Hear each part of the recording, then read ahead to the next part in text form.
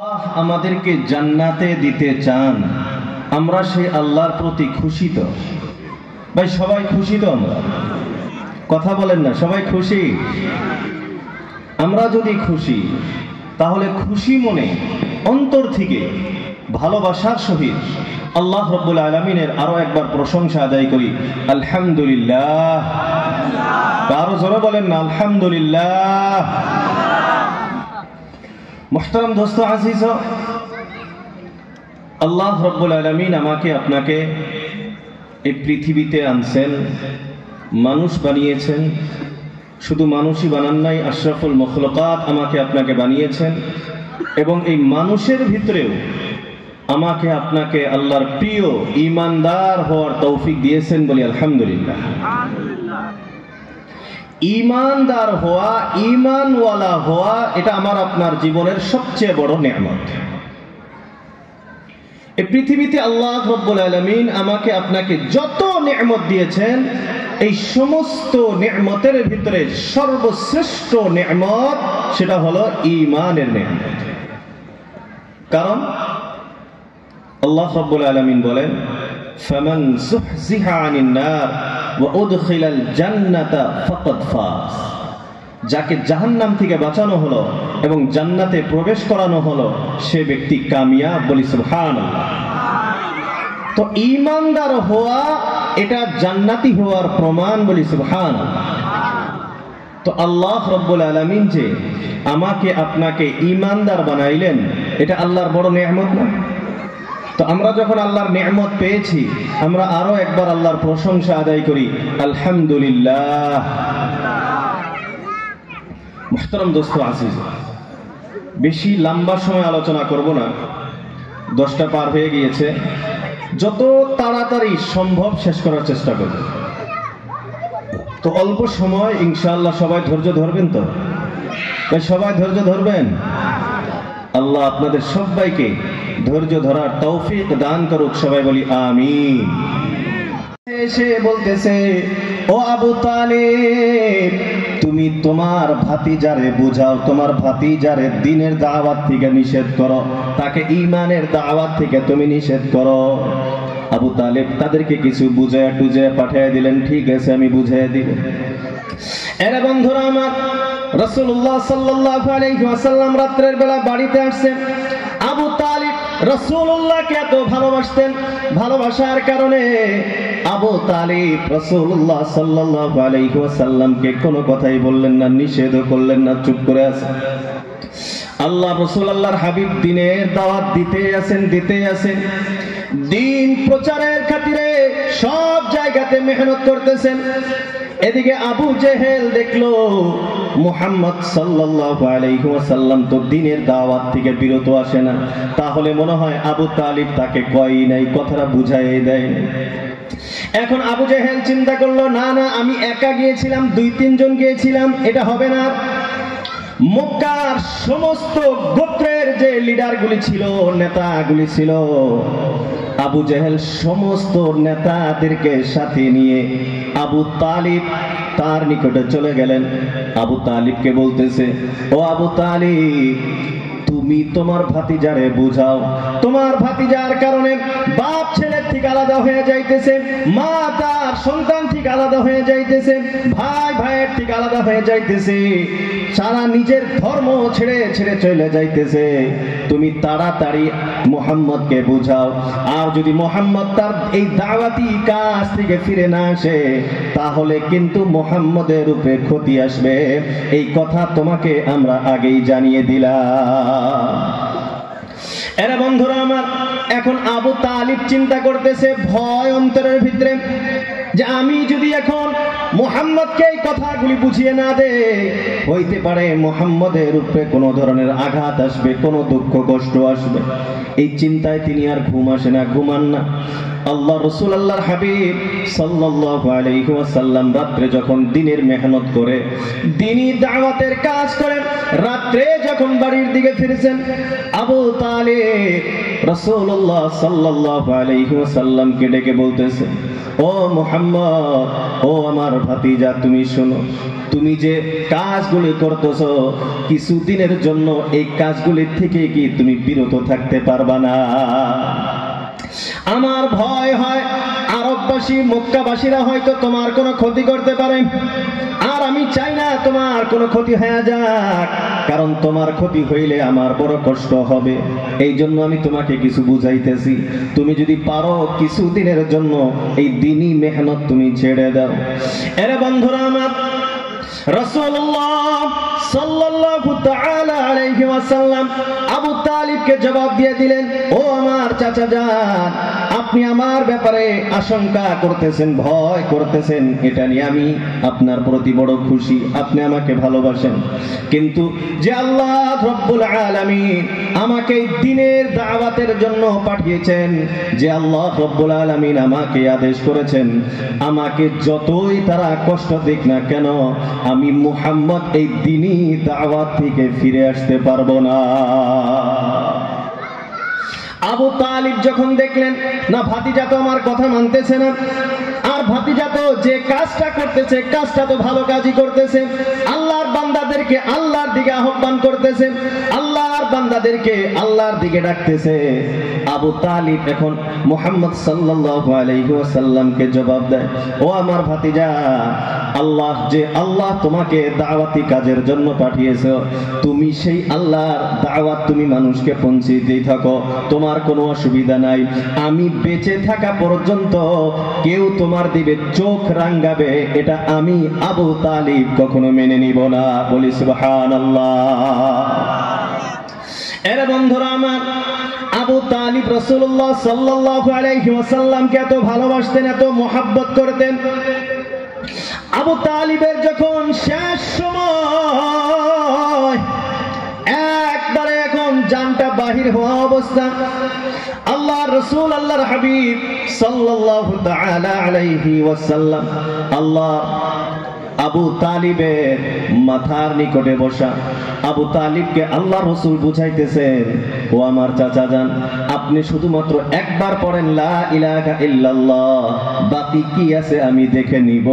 শেষ অবধি বুঝাইলেন, ও আমার চাচা যান, আপনি মুখে পড়বেন না, কোনো অসুবিধা নাই, আপনি শুধুমাত্র ইশারায় বলে দেন যে আল্লাহ এক।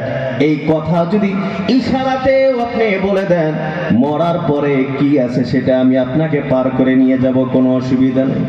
এরে বন্ধুরা আমার, ওই জায়গাতে আবু জেহেল আরো যে তার আত্মীয় স্বজন তারা বসা ছিল, তারা আবু তালিবকে বলা আরম্ভ করলো, আবু তালিব, তুমি সারা জীবন যে ভগবানগুলির ইবাদত করেছো, আজ তুমি মরণের সময়, এখন যদি তুমি তোমার ভাতিজার দিনটাকে মানো, তোমার ভাতিজার কথাকে মানে যদি ইসলামটাকে গ্রহণ করো, সারা আরববাসী তোমার উপরে ঘৃণা করবে, থুতু ফেলবে যে আবু তালিব ভাতিজার কথা শুনে মরণের আগে সে হেরে গিয়েছিল, আপনার উপরেই বদনামটা আসবে, এই জন্য আপনি এই কাজ কখনো করবেন না।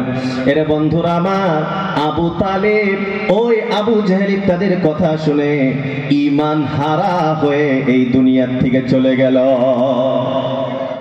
বন্ধুরা আমার, আমরা সবাই জানি আবু তালিবের যখন ইন্তেকাল হয়ে গেল, আল্লাহর রাসূল আল্লাহর হাবিব সাল্লাল্লাহু তাআলা আলাইহি ওয়াসাল্লাম ওই সময় মনটা বড় মলিন হয়ে আছে, দুঃখিত মন নিয়ে বসে আছে, যে চাচা আমার জন্য সারাটা জীবন এত মেহনত করলো, যে চাচা আমার জন্য সারা জীবন এত ত্যাগ দিল, এত কুরবানি দিল, আর সেই চাচাকে আমি কালেমাটা পর্যন্ত পড়াইতে পারলাম না, ঈমানটা পর্যন্ত আনতে পারলাম না।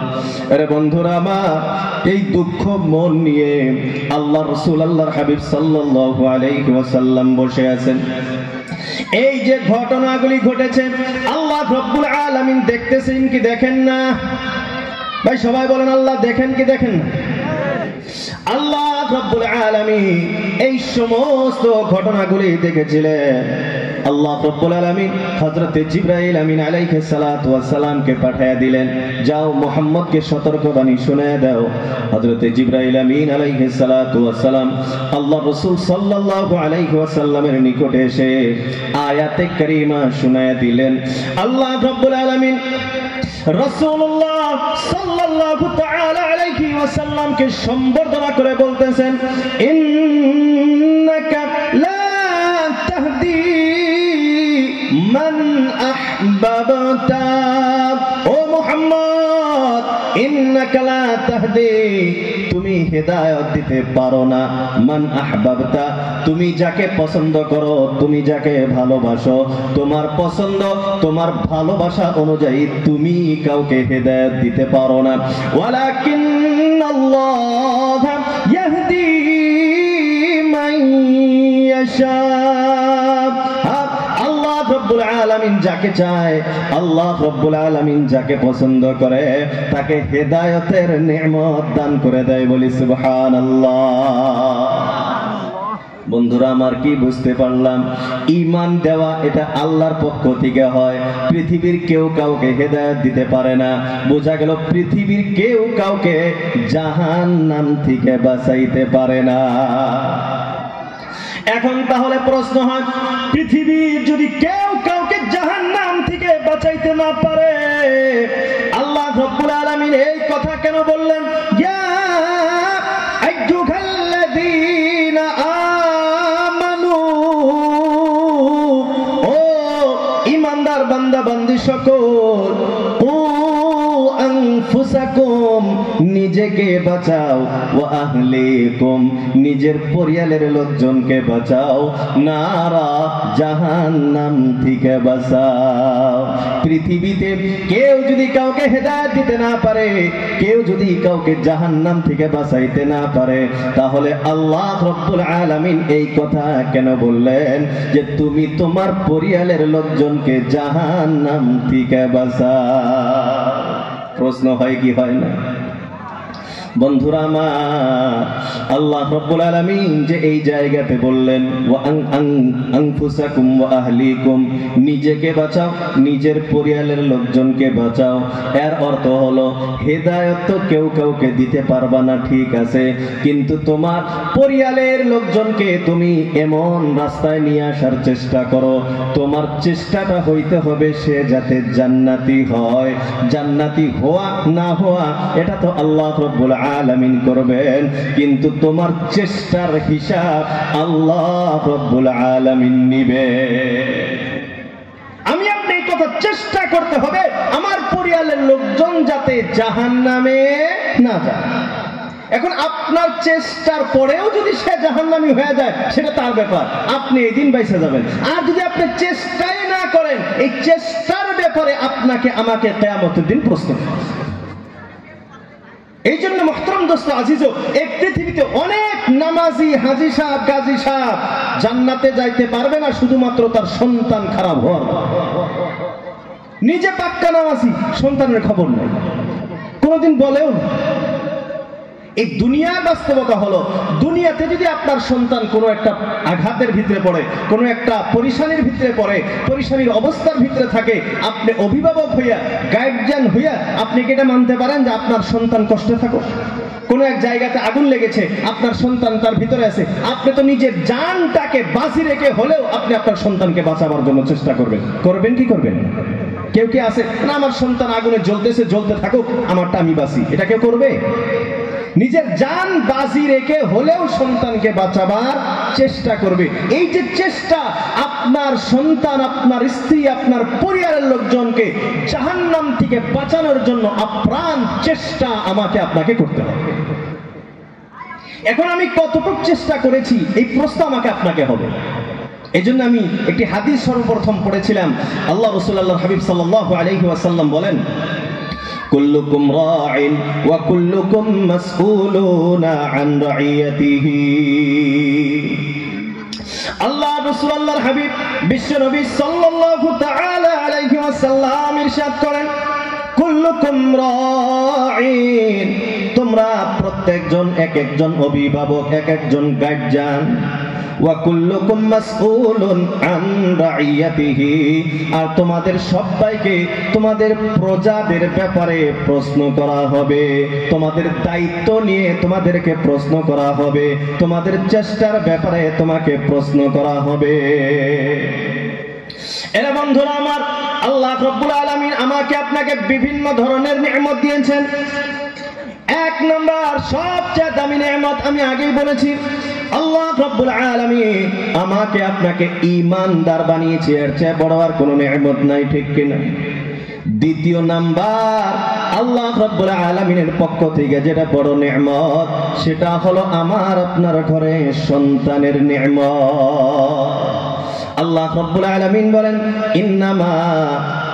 ইন্নামা আমওয়ালুকুম ওয়া আওলাদুকুম ফিতনা।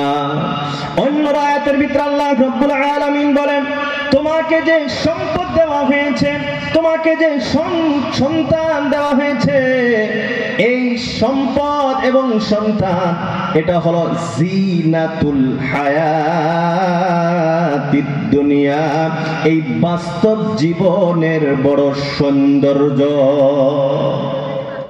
টাকা পয়সা এবং সন্তান এটা হলো এই পৃথিবীর বড় সৌন্দর্য। একজনের সন্তান আছে, সম্পদ নাই, এটাও বড় কষ্টের বস্তু। আর একজনের সম্পদ আছে কিন্তু সন্তান নাই, এটাও বড় কষ্টের।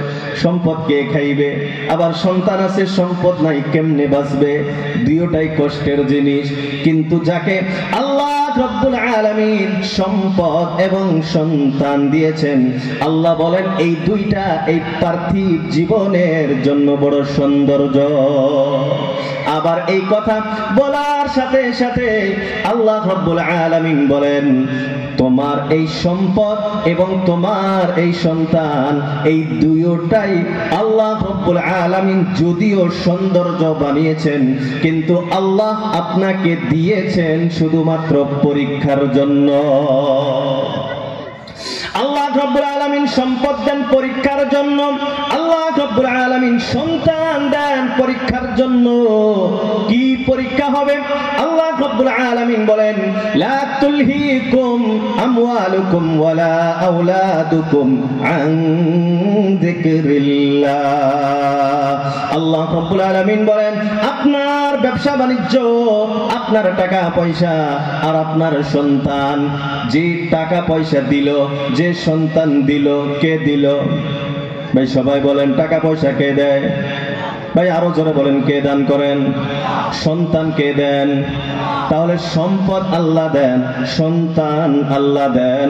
আল্লাহ রাব্বুল আলামিন বলেন, যে আল্লাহ তোমাকে সম্পদ দিল, যে আল্লাহ তোমার সন্তানের ব্যবস্থা করলো, এই সন্তান এবং সম্পদ পাওয়ার পর সেই আল্লাহকে যাতে তোমরা ভুইলা না যাও, এটা হলো সবচেয়ে বড় বস্তু। আপনি সম্পদ পাওয়ার পর, আপনি সন্তান পাওয়ার পর আল্লাহ রাব্বুল আলামিনকে যাতে ভুইলা না যান, কারণ সম্পদ দেনেওয়ালা মালিক ও আল্লাহ, সন্তান দেওয়ারও মালিক হলেন আল্লাহ। আল্লাহ রাব্বুল আলামিন বলেন, ইয়াবসুতুর রিজকা লিমান ইয়াশা ওয়া ইয়াকদির। আমি আল্লাহ যারে চাই সম্পদের পাহাড় গড়ায়া দেই, ওয়া ইয়াকদির। আবার আমি আল্লাহ যারে চাই সেকেন্ডের ভিতরে বাদশাকে ফকির বানায় দেই। বলেন ঠিক কিনা? আল্লাহ রাব্বুল আলামিন সন্তানের ব্যাপারে আবার বলেন, ইয়াহাবু লিমান ইয়াশাউ ইনাসা ওয়া ইয়াহাবু লিমান ইয়াশাউ যুকুর আও ইউযাওবিজুহুম যুকরানা ওয়া ইনাসা ওয়া ইয়াজআলু মান ইয়াশাউ আকিমা। আল্লাহ রাব্বুল আলামিন বলেন, ইয়াহাবু লিমান ইয়াশাউ ইনাসা, আমি আল্লাহ যাকে চাই তার ঘরে শুধুমাত্র মেয়ে সন্তান দেই, ছেলে দেই না। ওয়া ইয়াহাবু লিমান ইয়াশাউ যুকুর, আবার আমি আল্লাহ যাকে চাই তার ঘরে শুধুমাত্র ছেলে দেই, মেয়ে দেই না। আও ইউযাওবিজুহুম যুকরানা ওয়া ইনাসা, আবার আমি আল্লাহ যার ঘরে চাই ছেলে মেয়ে উভয়টাকে দান করে দেই। ওয়া ইয়াজআলু মান ইয়াশাউ আকিমা, আবার আমি আল্লাহ যারে চাই তাকে বন্ধা বানায় দেই, তার ঘরে কোনো সন্তান দেই না। বলেন ঠিক কিনা?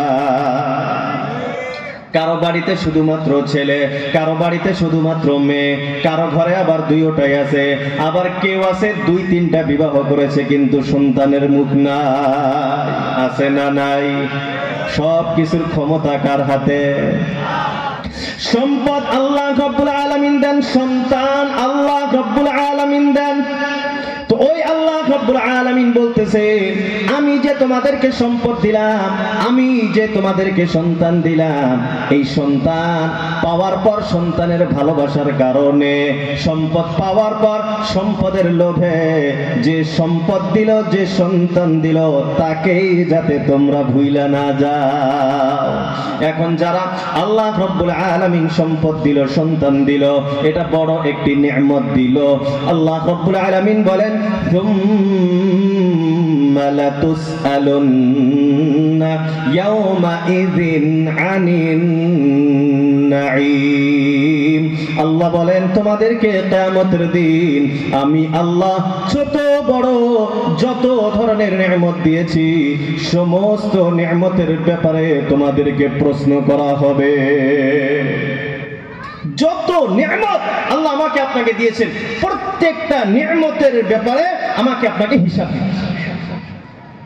এক একটা নিয়ামত আল্লাহ আমাকে হিসাব দিতে হবে। যত নিয়ামত আল্লাহ দিয়েছেন, আর কত নিয়ামত দিয়েছেন আল্লাহ রাব্বুল আলামিন বলেন, ওয়া ইন তাউদ্দু নি'মাতাল্লাহি লা তুহসুহা। আমি আল্লাহ তোমাদেরকে এত নিয়ামত দিয়েছি, এত নিয়ামতের ব্যবস্থা আমি আল্লাহ তোমাদের জন্য করেছি, সারা পৃথিবী মিলে যদি আমার নিয়ামতের হিসাব করতে চাও, লা তুহসুহা, অসম্ভব, কোনোদিন হিসাব করতে পারবা না। বলি সুবহানাল্লাহ। আল্লাহ আমাদেরকে কত নিয়ামত দিয়েছে। ভাই, আমার আপনার খাবারের জন্য শুধুমাত্র ভাত হইলেই হইতো, আল্লাহ কি খালি ভাতের ব্যবস্থা করেছেন? কত ধরনের খাবার যে আল্লাহ রাব্বুল আলামিন সৃষ্টি করেছেন, আমরা তো নামই জানি না। পানির জন্য, আমার গলার পিপাসা থামানোর জন্য শুধুমাত্র পানি হইলেই আমার জন্য যথেষ্ট ছিল, কিন্তু এই পানির মতো কত ধরনের ড্রিঙ্কস আল্লাহ রাব্বুল আলামিন বানিয়েছেন, এটা আল্লাহই ভালো জানেন, আমরা তো নামও জানি না। রেস্টুরেন্টে গেলে দেখা যায় না খাওয়ার নাম কি। তো যে জায়গাতে আমার একটা নিয়ামতের দরকার ছিল, আল্লাহ অগণন নিয়ামত দিয়েছে। আমাকে একটা চোখ দিলে আমি দেখতে পারতাম, আল্লাহ আমার জন্য 2টা চোখের ব্যবস্থা করছে। একটা হাত হলে চলতো, আল্লাহ 2টা হাতের ব্যবস্থা করেছেন। আল্লাহ রাব্বুল আলামিন আমার আপনার এই শরীরের ভিতরে এত নিয়ামত দিয়েছেন যে এটির হিসাব দিতেই তো আমার কথা। অনেকেই যাদেরকে আল্লাহ রাব্বুল আলামিন কিছু টাকা পয়সার দিক দিয়ে অল্প কমই রাখছেন, পরীক্ষার ভিতরে রাখছেন, তারা আল্লাহর উপরে নারাজ হয়ে যায়, আল্লাহর উপরে গুসা করে। আবার অনেক বান্দা বান্দি তো এমনও আছে আল্লাহকে গালিগালাজ করে। আছে না নাই ভাই? ভাই আছে না নাই? অনেকে আছে। কিন্তু আপনি আপনার বডিটার দিকে একবার লক্ষ্য করে দেখেন না।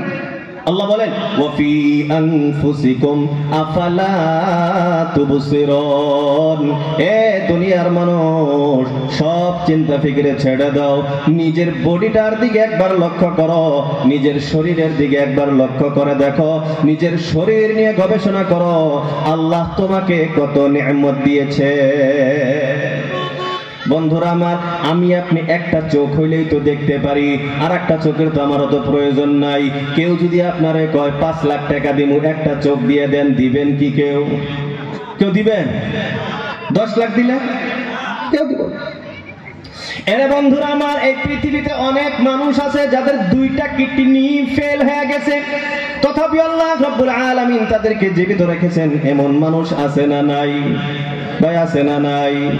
অবশ্যই আছে। একটা কিডনি হইলেও তো সুন্দরভাবে বাঁচা যায়।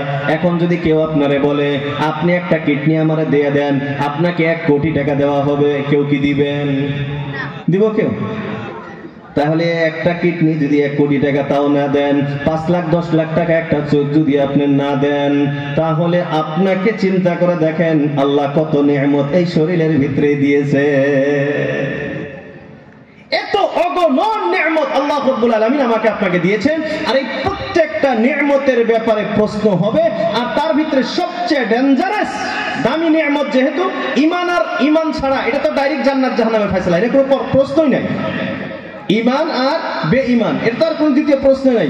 ঈমান আনার পর এসেন দ্বিতীয় হিসাব, ঈমান আনেন নাই, প্রশ্নই নাই, বিনা প্রশ্নে জাহান্নাম। ঈমান আনার পরে এখন যেগুলি প্রশ্ন হবে, এই প্রশ্নগুলোর ভিতরে অন্যতম প্রশ্ন হবে আপনার সন্তানের ব্যাপারে, আপনার সম্পদের ব্যাপারে। সম্পদের প্রশ্নের আগে আপনাকে এই সন্তানের প্রশ্নের জবাব দিতে হবে যে আমার সন্তানকে আমি জাহান্নাম থেকে বাঁচানোর জন্য কতটুকু চেষ্টা করেছি। আজ পৃথিবীতে অনেক জায়গাতে এমন ঘটনা যাওয়ার পরেই বলে, হুজুর মা বাবার খেদমতের ব্যাপারে, মা বাবার হকের ব্যাপারে কিছু আলোচনা রাখবেন। বলে কেন? বলে হুজুর আমার জীবনে যা কিছু ইনকাম ছিল সব কিছু শেষ করে আমার সন্তানকে আমি লেখাপড়া করে বড় মানুষ বানিয়েছি, কিন্তু আজ তারা আমাকে ভাত দেয় না। এমন আছে না সমাজের ভিতরে? ভাই আছে না? নাই, অনেক আছে। তো আমি আপনি মনে করতেছি যে তাকে ডাক্তার, ইঞ্জিনিয়ার ইত্যাদি টাকা পয়সাওয়ালা বানায় দিলে আমি তাকে মানুষ বানিয়ে দিচ্ছি। কিন্তু আমি ওই সমস্ত ভাই বন্ধুদেরকে বলতে চাই, মুরব্বীদেরকে বলতে চাই, ভাই টাকা পয়সাওয়ালা বানানো এটা মানুষ বানানো নয়। মানুষকে মুসলমান যদি আপনি বানাইতে পারেন তাহলে আপনি মানুষ বানাইবেন। মুসলমান যদি আপনি বানাইতে পারেন তাহলে আপনি মানুষ বানাইবেন। মুসলমান বানাইতে পারেন নাই তাহলে আপনি আপনার সন্তানকে মানুষ বানাইতে পারেন না। কারণ হযরতে ওমর ফারুক রাদিয়াল্লাহু তাআলা আনহু, নাম তো সবাই জানি আমরা। ওমর ফারুককে চেনে না এমন কোন মানুষ মুসলমান নাই যার কথার আগে তলোয়ার উঠত। হযরত ওমর ইবনুল খাত্তাব রাদিয়াল্লাহু তাআলা আনহু, হযরত ওমরের নিকটে একজন বাবা আসছেন বিচার দেওয়ার জন্য, শিকায়েত করার জন্য তার ছেলের ব্যাপারে। হযরত ওমর ইবনুল খাত্তাব রাদিয়াল্লাহু তাআলা আনহু খেলাফতের যুগ, তিনি আমিরুল মুমিনিন। একজন বাবা এসে বলতেছেন, ও আমিরুল মুমিনিন, আমার সন্তান আমার খেদমত করে না, এই বিচারটা আপনি করে দিবেন। এখন আমিরুল মুমিনিন বলতেছেন, হযরত ওমর বলতেছেন, তোমার সন্তানকে কি সাথে করে নিয়ে আসছো? বলে না না আনি নাই। বলে কালকে তোমার সন্তানকে সাথে নিয়ে আসবা, তখন বিচার হবে। এরা বন্ধুরা আমার, দ্বিতীয় দিন ওই মানুষ তার সন্তানকে সাথে নিয়ে হযরতে ওমর ইবনুল খাত্তাব রাদিয়াল্লাহু তাআলা আনহুর নিকটে আসছেন। হযরত ওমর তলোয়ার বাহির করেছে, বাবার খেদমত করস না, বাবার হক আদায় করস না। এখন ওই যুবক বলতেছে, ও আমিরুল মুমিনিন, আপনি আগেই কোনো ফয়সালা করবেন না, আমার কথাও তো আপনার শোনা লাগবে, কারণ এক পক্ষীয় কথা শুনে তো ফয়সালা করা যায় না। আপনি আমার কথাগুলো শোনা লাগবে, তারপর আপনি ফয়সালা করবেন। বলে হ্যাঁ, কথা ওটা ঠিক, একদিকে শুনে তো ফয়সালা করা যায় না। হযরতে ওমর ইবনুল খাত্তাব রাদিয়াল্লাহু তাআলা আনহু এখন ওই বালককে জিজ্ঞাসা করতেছেন, ঠিক আছে তোমার কথাটা তুমি বলো তো, তুমি কি বলতে চাও? এর বন্ধুরা আমার, ওই যুবক হযরত আমিরুল মুমিনিন ওমর ইবনুল খাত্তাব রাদিয়াল্লাহু তাআলা আনহুকে উল্টা প্রশ্ন করলেন। বলে, ও আমিরুল মুমিনিন, সন্তান, মা বাবার সন্তানের প্রতি যে কর্তব্য আছে, মা বাবা যে হকগুলি পায়, ইসলামে শুধুমাত্র এইটাই আছে যে মা বাবা সন্তানের কাছে কিছু হক পাইবে। ইসলামে সন্তানের ব্যাপারে কি কোনো হক নাই যে সন্তান মা বাবার কাছে কিছু পাইবে? এমন হক কি ইসলাম ধর্মের ভিতরে নাই? এরে বন্ধুরা আমার, এই কথা বলার সাথে সাথে হযরতে ওমর ইবনুল খাত্তাব রাদিয়াল্লাহু তাআলা আনহু তলোয়ার নিচে নামায় আনছেন। হযরতে ওমর ইবনুল খাত্তাব রাদিয়াল্লাহু তাআলা আনহু বলতেছেন, অবশ্যই মা বাবার কাছে সন্তানের পাওয়ার অনেক কথা আছে, অনেক বিষয় আছে যেগুলি সন্তান তার মা বাবার কাছে পায়। বলে, ও আমিরুল মুমিনিন, এই ব্যাপারে আপনি আমারে কিছু বলেন। মা বাবা সন্তানের কাছে কিছু পায়, কি পায় এটা আগে আমাকে শোনান। এখন হযরতে ওমর ইবনুল খাত্তাব রাদিয়াল্লাহু তাআলা আনহু বলেন, আল্লাহর রাসূল আল্লাহর হাবিব সাল্লাল্লাহু আলাইহি ওয়াসাল্লাম বলেছেন, এরে বন্ধুরা আমার, যারা আমরা অভিভাবক আছি, যারা আমরা মুরব্বি আছি, আর যারা এখনো যুবক আছি, এখনো বিবাহ শাদী করি নাই, সবাই এই হাদিসটার দিকে ধ্যান দিয়ে শুনেন। আমার আপনার জন্য অনেক বড় বড় উপদেশের ভিতরে রয়েছে।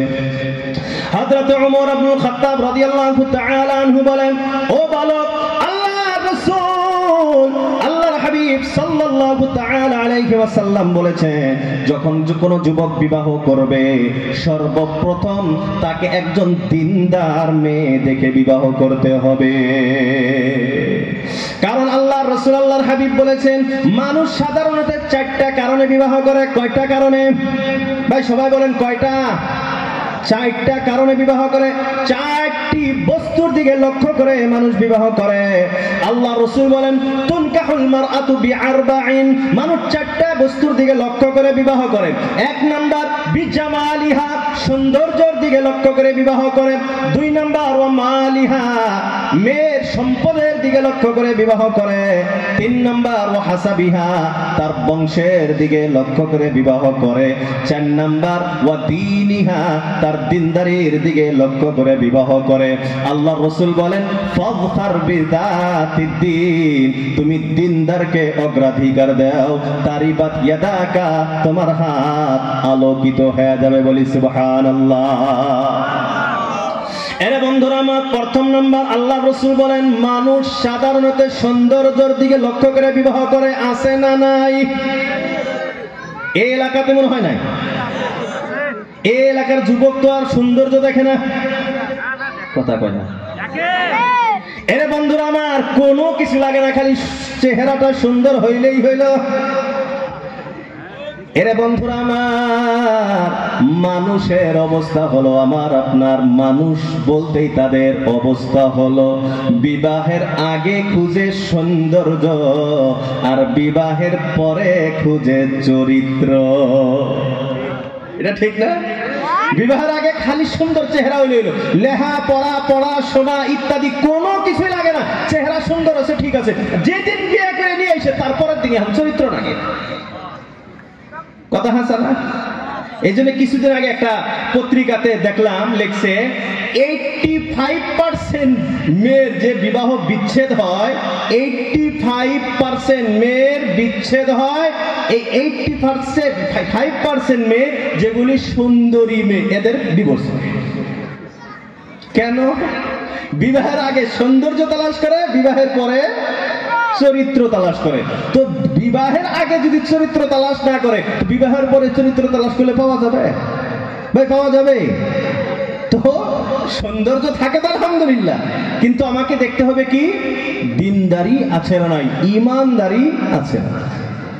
তো আল্লাহ রাসূল আল্লাহর হাবিব বলেন বিজামালিহা, এক নাম্বার সৌন্দর্যের দিকে মানুষ লক্ষ্য করে বিবাহ করে। দুই নাম্বার ওয়া মালিহা, সম্পদের দিকে লক্ষ্য করে মানুষ বিবাহ করে। অনেক সময় দেখা যায় মেয়েটা যদি অল্প কালো কিন্তু তার সম্পদ আছে, এই সম্পদের দিকে লক্ষ্য করে মানুষ বিবাহ করে, করে না নাই? তিন নাম্বার ওয়া হাসাবিহা, বংশের দিকে লক্ষ্য করে, যদিও টাকা পয়সা কম, সৌন্দর্য অল্প কম, কিন্তু তার বংশটা ভালো, এই বংশের দিকে লক্ষ্য করেও মানুষ অনেক সময় বিবাহ করে। আল্লাহ রাসূল বলেন চার নাম্বার হলো ওয়াদিনিহা, দিনদারি দেখে বিবাহ করে। আল্লাহ রাসূল বলেন ফাযফার বিযাতিদ দ্বীন, তুমি দিনদারিকে অগ্রাধিকার দাও। কেন দিনদারিকে অগ্রাধিকার? কেন? কারণ যে দিনদার সে তো চরিত্রবান, অটোমেটিক চরিত্রবান না হইলে দিনদারি কেমনে হইল? কথা ঠিক কিনা? এরে বন্ধু আমার, দিনদারি যদি হয়, চরিত্রবান মেয়ে যদি হয়, যদিও দেখতে কুচ্ছিত হয়, যদিও দেখতে অল্প খারাপ হয়, এরে বন্ধুরা আমার, অল্প সময়ের জন্য যদিও আপনার মনে ব্যথা হয়, অল্প সময়ের জন্য আপনার মনে যদি অল্প খারাপ লাগে, কিন্তু আল্লাহ রব্বুল আলামিন ওই দিনদার মহিলার গর্ভে এমন সন্তান দান করে দিবেন যে সন্তানের উসিলায় আপনার চোখ, আপনার কলিজা শীতল হয়ে যাবে। বলি সুবহানাল্লাহ। তো এক নাম্বার মা বাবার হক, মানে সন্তানের হক মা বাবার কাছে পাওয়া, সেটা হলো দিনদার মহিলাকে বিবাহ করা।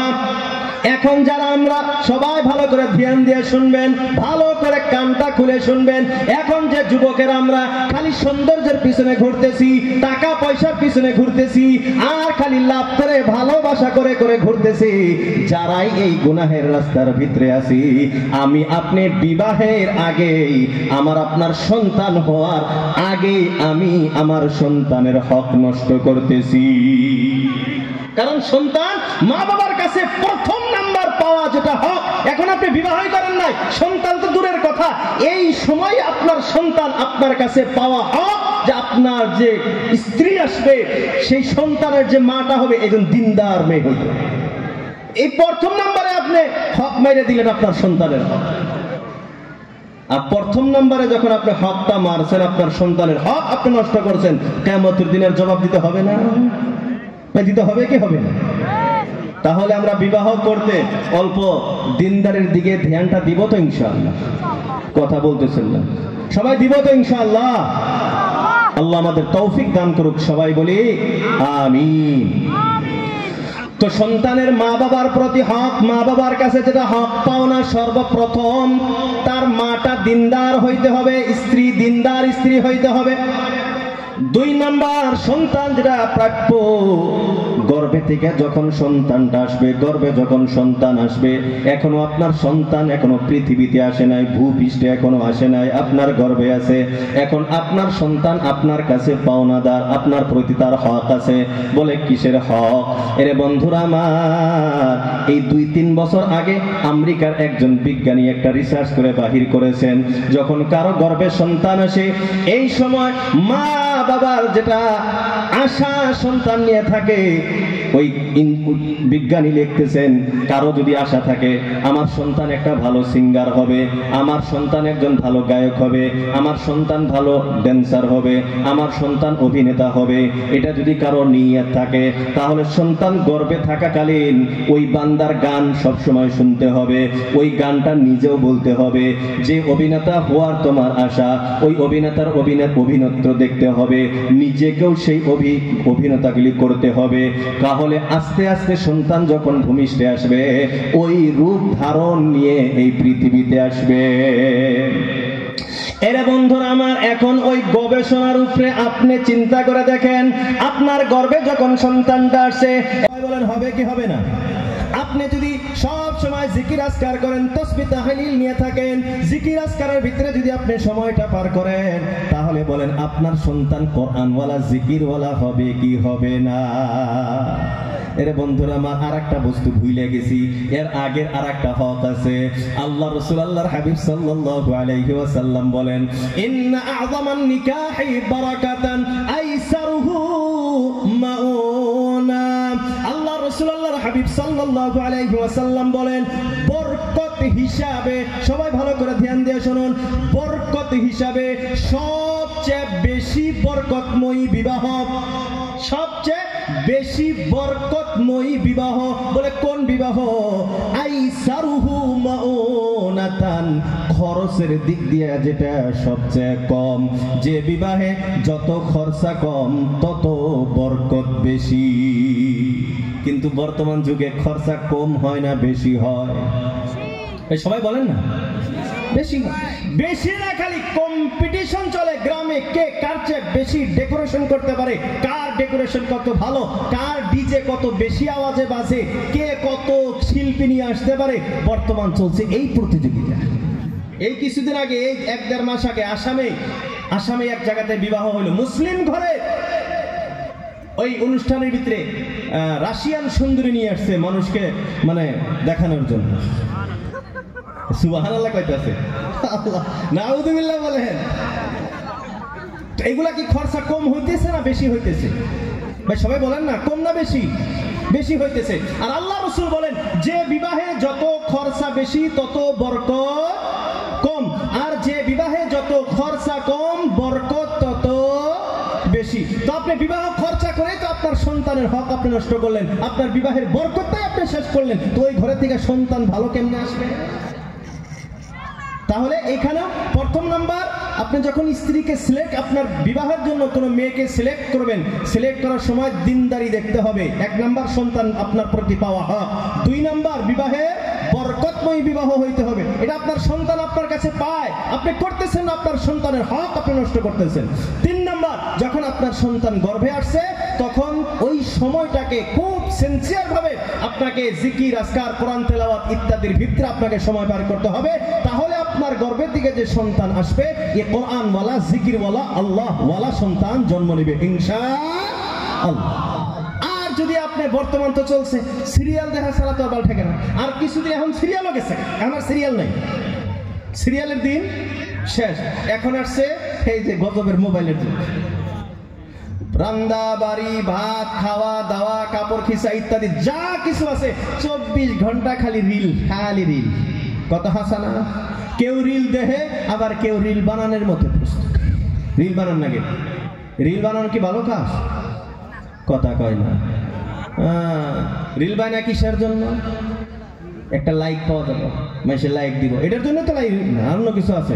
এটা টাকা পয়সার কয় টাকা কামাই হয় এটা। আল্লাহ রাসূল আল্লাহর হাবিব সাল্লাল্লাহু আলাইহি ওয়াসাল্লাম বলেন, অনেক অতি শীঘ্র এমন সময় আসবে, কিয়ামতের আগের কথা আল্লাহ রাসূল আল্লাহর হাবিব বলতেছেন, অতি শীঘ্র এমন ভয়াবহ যুগ একটা এসে যাবে, এবং ভয়াবহ সময়টা এসে যাবে, অন্ধকার রাত্রি কালো রাত্রির মতো ভয়াবহ অন্ধকারের মতো জুলুম ছেড়ে যাবে পৃথিবীর ভিতরে, অন্ধকারের মতো। মানুষ সকালে মুসলমান থাকবে, সন্ধ্যা হইতে হইতে সে ঈমান হারা হয়ে যাবে, বুঝতে পারবে না। সন্ধ্যার সময় মানুষ মুসলমান থাকবে, সকাল হইতে হইতে সে ঈমান হারা হয়ে যাবে, সে টেরও পাবে না, বুঝতেও পারবে না। এরে বন্ধুরা আমার, আল্লাহ রাসূল আল্লাহর হাবিব সাল্লাল্লাহু আলাইহি ওয়াসাল্লাম বলেন, ইয়াবিউ দীনাহু লিআরাদিম মিনাদ দুনিয়া, লিআরাদিম মিনাদ দুনিয়া, সামান্য দুনিয়া উপার্জন করার জন্য, সামান্য দুনিয়া কামাই করার জন্য, একটা লাইক পাওয়ার জন্য, একটা শেয়ার পাওয়ার জন্য, ইয়াবিউ দীনাহু, নিজের দিন, নিজের ঈমান, নিজের আমলকে মানুষ বিক্রি করে দিবে। এরে বন্ধুরা আমার, এই হাদিসের বর্তমান যুগের সবচেয়ে বড় প্ল্যাটফর্ম হলো এই রিল বানানো, শুধুমাত্র একটা লাইক পাওয়ার জন্য, একটা শেয়ার পাওয়ার জন্য, 2-4 টাকা উপার্জন করার জন্য। আমাদের মা বোনরা বর্তমান কত নিচে নেমে গিয়েছে, এটা যারা যুবক আছে এদের থেকে আর কেউ বেশি বুঝে না, বলেন ঠিক কিনা? তাহলে যারা এখনো বিবাহ হয় নাই, নিজের সতীত্বকে হারিয়ে ফেলতেছেন, মানুষের সামনে প্রকাশ করতেছেন, রিল বানায় এক একটা ভিডিও পাওয়ার, লাইক পাওয়ার জন্য নিজের সবকিছু মানুষের সামনে প্রকাশ করে দিতেছেন। এরা বন্ধুরা আমার, এখন আপনারাই বলেন, আপনার যে বিবাহ হবে, সন্তান হইবে, এই সন্তানের হক আপনি নষ্ট করতেছেন কি করেন না? সন্তান যে ভালো হওয়া, এটা আমি আপনি বিবাহ না, খালি আমার জন্ম হয়েছে তখন থেকেই মানুষ দোয়া করে, আল্লাহ আমার সন্তান ভালো দিও, কথা হাসা না? কোরআনে কারীমের ভিতরে দোয়া আছে, মানুষ সব সময় দোয়া করে, রব্বানা হাব লানা মিন আজওয়াজিনা ওয়া যুররিয়াতিনা কুররাতা আয়ুন ওয়াজআলনা লিল মুত্তাকিনা ইমামা। মসজিদে এই দোয়াগুলি করা হয় কি হয় না ভাই? সবাই বলেন, করা হয় কি হয় না? এখন একজন বাচ্চা, 3 বছরের ছেলে, 3 বছরের একজন মেয়ে, মসজিদে জুমার দিন মসজিদে যায়, দাদা দাদির সাথে মসজিদে যায় কি যায় না? এই যে আজ অনেক ছোট ছোট শিশু বাচ্চা জলসা শোনার জন্য আসছে, আখেরি মোনাজাতের ভিতরে দোয়াগুলি হবে, রব্বি হাবলি সলিহা, রব্বানা হাবলানা সলিহা, এগুলা দোয়া হবে কি হবে না? এরে বন্ধুরা আমার, এখনো তার বিবাহের বয়স হয় নাই, বিবাহের বয়স অত দূরের কথা, এখনো সে নিজের সাবাল্য পর্যন্ত হয় নাই, নিজেরই 3-4 বছর বয়স। এই 3-4 বছর বয়সে আল্লাহ রাব্বুল আলামিনের কাছে বান্দা দোয়া করে, রব্বানা হাব লানা মিন আজওয়াজিনা ওয়া যুররিয়াতিনা কুররাতা আয়ুন, ও আল্লাহ আপনি আমার স্ত্রী এবং আমার সন্তান, এমন সন্তান দিয়েন যে স্ত্রীর দ্বারা আমার কলিজা, আমার চোখ শীতল হয়, আমাকে এমন সন্তান দান কইরেন যে সন্তানের দ্বারা আমার কলিজা, আমার চক্ষু ঠান্ডা হয়, বলি সুবহানাল্লাহ। এখনো তো বিবাহ দূরের কথা, সে নিজে এখন সাবাল্যক হয় নাই, এই সময় থেকেই তো আল্লাহর কাছে দোয়া করে, ও আল্লাহ আমাকে এমন সন্তান দিও যে সন্তানের মাধ্যমে আমার চোখ শীতল হয়। তাহলে ভালো সন্তানের প্রয়োজন আছে না নাই? এরে বন্ধুরা আমার, তাহলে চিন্তা করে দেখেন সন্তান ভালো হওয়ার কত গুরুত্বপূর্ণতা। আল্লাহ রাব্বুল আলামিন নিজে এই দোয়াগুলি শিক্ষা দিলেন যে আমার বান্দা, তোর বিবাহ করা তো এখনো অনেক দিন আছে, অনেক দূরে আছে তোর বিবাহ, এখন থেকেই তুই আল্লাহর কাছে দোয়া কর, আল্লাহ আমাকে নেককার সন্তান দিও, আল্লাহ আমাকে এমন সন্তান দিও যে সন্তান দেখলে আমার কলিজা, আমার চক্ষু ঠান্ডা হয়ে যায়। এখন তারপরে যদি আপনার সন্তানকে আপনি নিজে হাতে নষ্ট করেন, আপনি আপনার সন্তানের হক আদায় করলেন না, বলে কেমনে? আপনার স্ত্রী, আপনি নেককার স্ত্রী আনলেন না, দিনদার স্ত্রী আনলেন না, আপনি বিবাহের সময় অপচয় খরচ করলেন। আল্লাহ রাব্বুল আলামিন বলেন, ইন্নাল মুবাদ্দিরিনা কানু ইখওয়ানাশ শায়াতিন, যারা অপচয় খরচা করে তারা সব শয়তানের ভাই। আর একটা কথা বলেন, যারা শয়তানের ভাই তারা কি কোনোদিন জান্নাতে যাইবে? শয়তানের ভাই জান্নাতে যাব? কথা কয় না মানুষ। খারাপ পাইতেছেন আপনারা? খারাপ লাগতেছে? কথা বুঝা যাইতেছে তো? আলহামদুলিল্লাহ। আল্লাহ রাব্বুল আলামিন বলেন যারা অপচয় খরচ করে তারা সব শয়তানের ভাই। তাহলে আপনি বিবাহের ভিতরে শয়তান হয়ে গেলেন, আপনার সন্তান কেমনে শয়তান ছাড়া আর ভালো সন্তান হবে? এরা বন্ধুরা আমার, তারপর আপনার বিবাহ হওয়ার পর আপনার সন্তান যখন গর্ভে আসছে তখন দরকার ছিল কোরআন তেলাওয়াত, তখন দরকার ছিল জিকির আজকার, তখন দরকার ছিল তাসবিহ তাহলিল। আপনি এই সব বাদ দিয়া রিল দেখা এবং রিল বানানোর পিছনে পড়ে আছেন। এখন আপনি বলেন, আপনি আপনার সন্তানের হক নষ্ট করতেছেন কি করেন না? আরো বন্ধুরা আমার, আরো বড় আফসোসের ব্যাপার, আজ এমন সমাজটা বেহায়া নির্লজ্জ হয়ে গিয়েছে। অনেক আমাদের মা বোন আছে, মুসলমান মা বোন, যখনই গর্ভ হয় পেটটার ফটো উঠাইয়া ফেসবুক, ইনস্টাগ্রাম ইত্যাদির ভিতরে দেখায় যে আমার 9 মাস চলতেছে, আমার 6 মাস চলতেছে। এমন করে ফেসবুক ইত্যাদির ভিতরে দেখায় কি দেখায় না? ভাই আছে না নাই? আছে না নাই? এরা বন্ধুরা আমার, আল্লাহ রাসূল আল্লাহর হাবিব সাল্লাল্লাহু আলাইহি ওয়াসাল্লাম বলেন আল আইনু হাক্কুন, আল আইনু হাক্কুন, আল আইনু হাক্কুন। নজর লাগাটা একবারই সত্য কথা। এরা বন্ধুরা আমার, মানুষের চোখের কেমন ক্ষমতা! আল্লাহ রাসূল আল্লাহর হাবিব সাল্লাল্লাহু আলাইহি ওয়াসাল্লাম বলেন এই পৃথিবীতে আল্লাহ রাব্বুল আলামিন একটি সাপ বানিয়েছেন। সাপ তো সবাই চিনি। এরে বন্ধুরা আমার, এই পৃথিবীতে এমন সাপ আছে, আল্লাহ রাসূল আল্লাহর হাবিব সাল্লাল্লাহু আলাইহি ওয়াসাল্লাম বলেন ওই সাপ যদি কোনোদিন কোনো গর্ভবতী মহিলার দিকে একবার তাকায়, ঠোকর দেওয়ারও কোনো প্রয়োজন নাই, শুষ করে দেওয়ারও কোনো প্রয়োজন নাই। ওই সাপটা কোনোদিন যদি কোনো গর্ভবতী মহিলার দিকে একবার লক্ষ্য করে, সঙ্গে সঙ্গে ওই মহিলার গর্ভপাত হয়ে যায়, গর্ভ নষ্ট হয়ে যায়। বলি নাউযুবিল্লাহ। মুফাসসিরিনে কেরাম, মুহাদ্দিসিনে কেরাম এই হাদিসটা পড়ানোর পর এই হাদিস থেকে ব্যাখ্যা নেন যে আল্লাহ রাব্বুল আলামিন মানুষকে বানিয়েছেন আশরাফুল মাখলুকাত, সবচেয়ে শক্তিশালী হলো মানুষ। বলেন ঠিক কিনা? আর আল্লাহর গোলাম, হাতি বড় শক্তিশালী। আল্লাহ রাব্বুল আলামিন মানুষকে এমন ক্ষমতা দিয়েছে, হাতিকে তার ইশারায় ঘোরায় কি ঘোরায় না। সাপ বড় শক্তিশালী, বিষাক্ত। আল্লাহ রাব্বুল আলামিন মানুষকে এমন ক্ষমতা দিয়েছেন, মানুষ সাপকে নিজের ইশারায় নাচায় কি নাচায় না। এরা বন্ধুরা আমার, মুহাদ্দিসিনে কেরাম বলেন আল্লাহ রাব্বুল আলামিন সাপের চোখে যদি এত ক্ষমতা দিতে পারে, এত পাওয়ার দিয়েছে যে ক্ষমতার কারণে কোন গর্ভবতী মহিলার দিকে লক্ষ্য করলেই তার গর্ভপাত হয়ে যায়, গর্ভ নষ্ট হয়ে যায়। এরা বন্ধুরা আমার, আল্লাহ রাসূল বলেছেন আল আইনু হাক্কুন, মানুষের নজর লাগাটা সত্য কথা। এখন আপনিই বলেন, কোন খারাপ মানুষের নজর যদি ওই পেটটার উপরে পড়ে যায়, ওই পেটের থেকে আল্লাহওয়ালা সন্তান জন্ম নেবে, এটা কোনোদিন সম্ভব? কোনোদিন হইতে পারে এটা? আল্লাহওয়ালারা তো দেখবেই না। আপনি পেটের ফটো ফেসবুকে দিছেন, ইনস্টাগ্রাম হোয়াটসঅ্যাপে দিছেন, আল্লাহওয়ালারা ওই ফেসবুক চালায় দেখবো? কথা কয় না। দেখবো তো দেখবো কয়টি? যেটি আল্লাহর দুশ্মন এটাই দেখবো।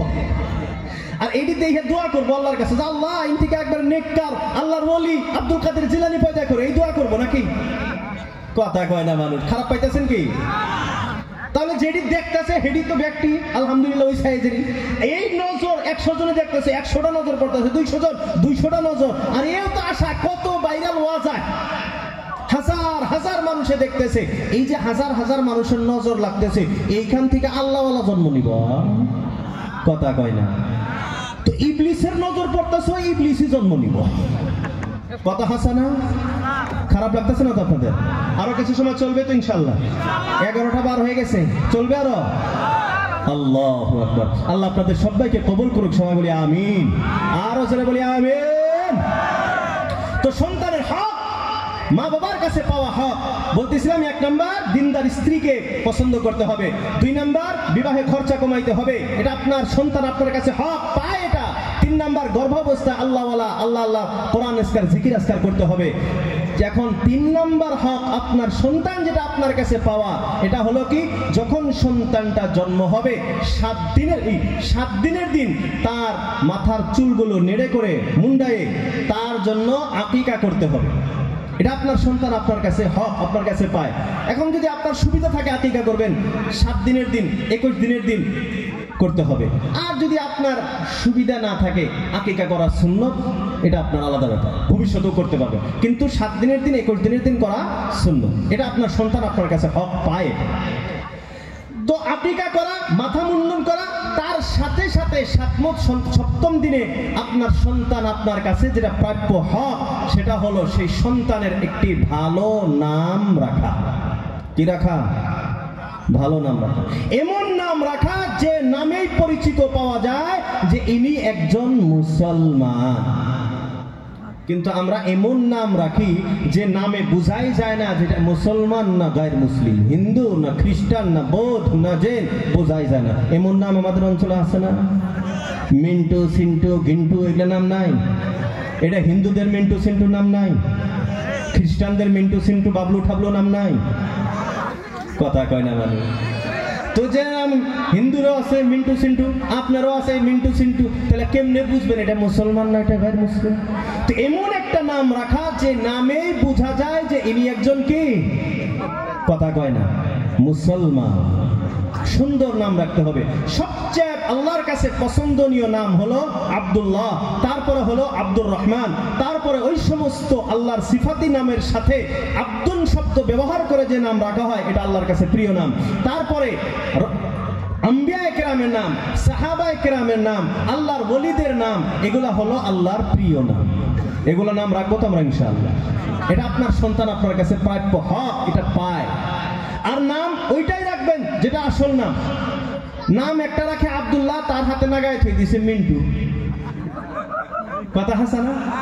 আবার কারো নাম ভাই মিন্টু সিন্টু থাকলে আল্লাহর ওয়াস্তে মাপসাই, কেউ খারাপ পাইন না। আল্লাহর ওয়াস্তে আমি কিন্তু বুঝাবার জন্য বলতেছি, কেউ খারাপ পাবেন না ইনশাআল্লাহ। তো যেটা আসল নাম, ডাক নামও এটাই রাখবেন, অন্য নতুন কোনো ডাক নামের প্রয়োজন নাই। ভালো নাম রাখবো তো ইনশাআল্লাহ। আল্লাহ আমাদের তৌফিক দান করুক, সবাই বলি আমিন।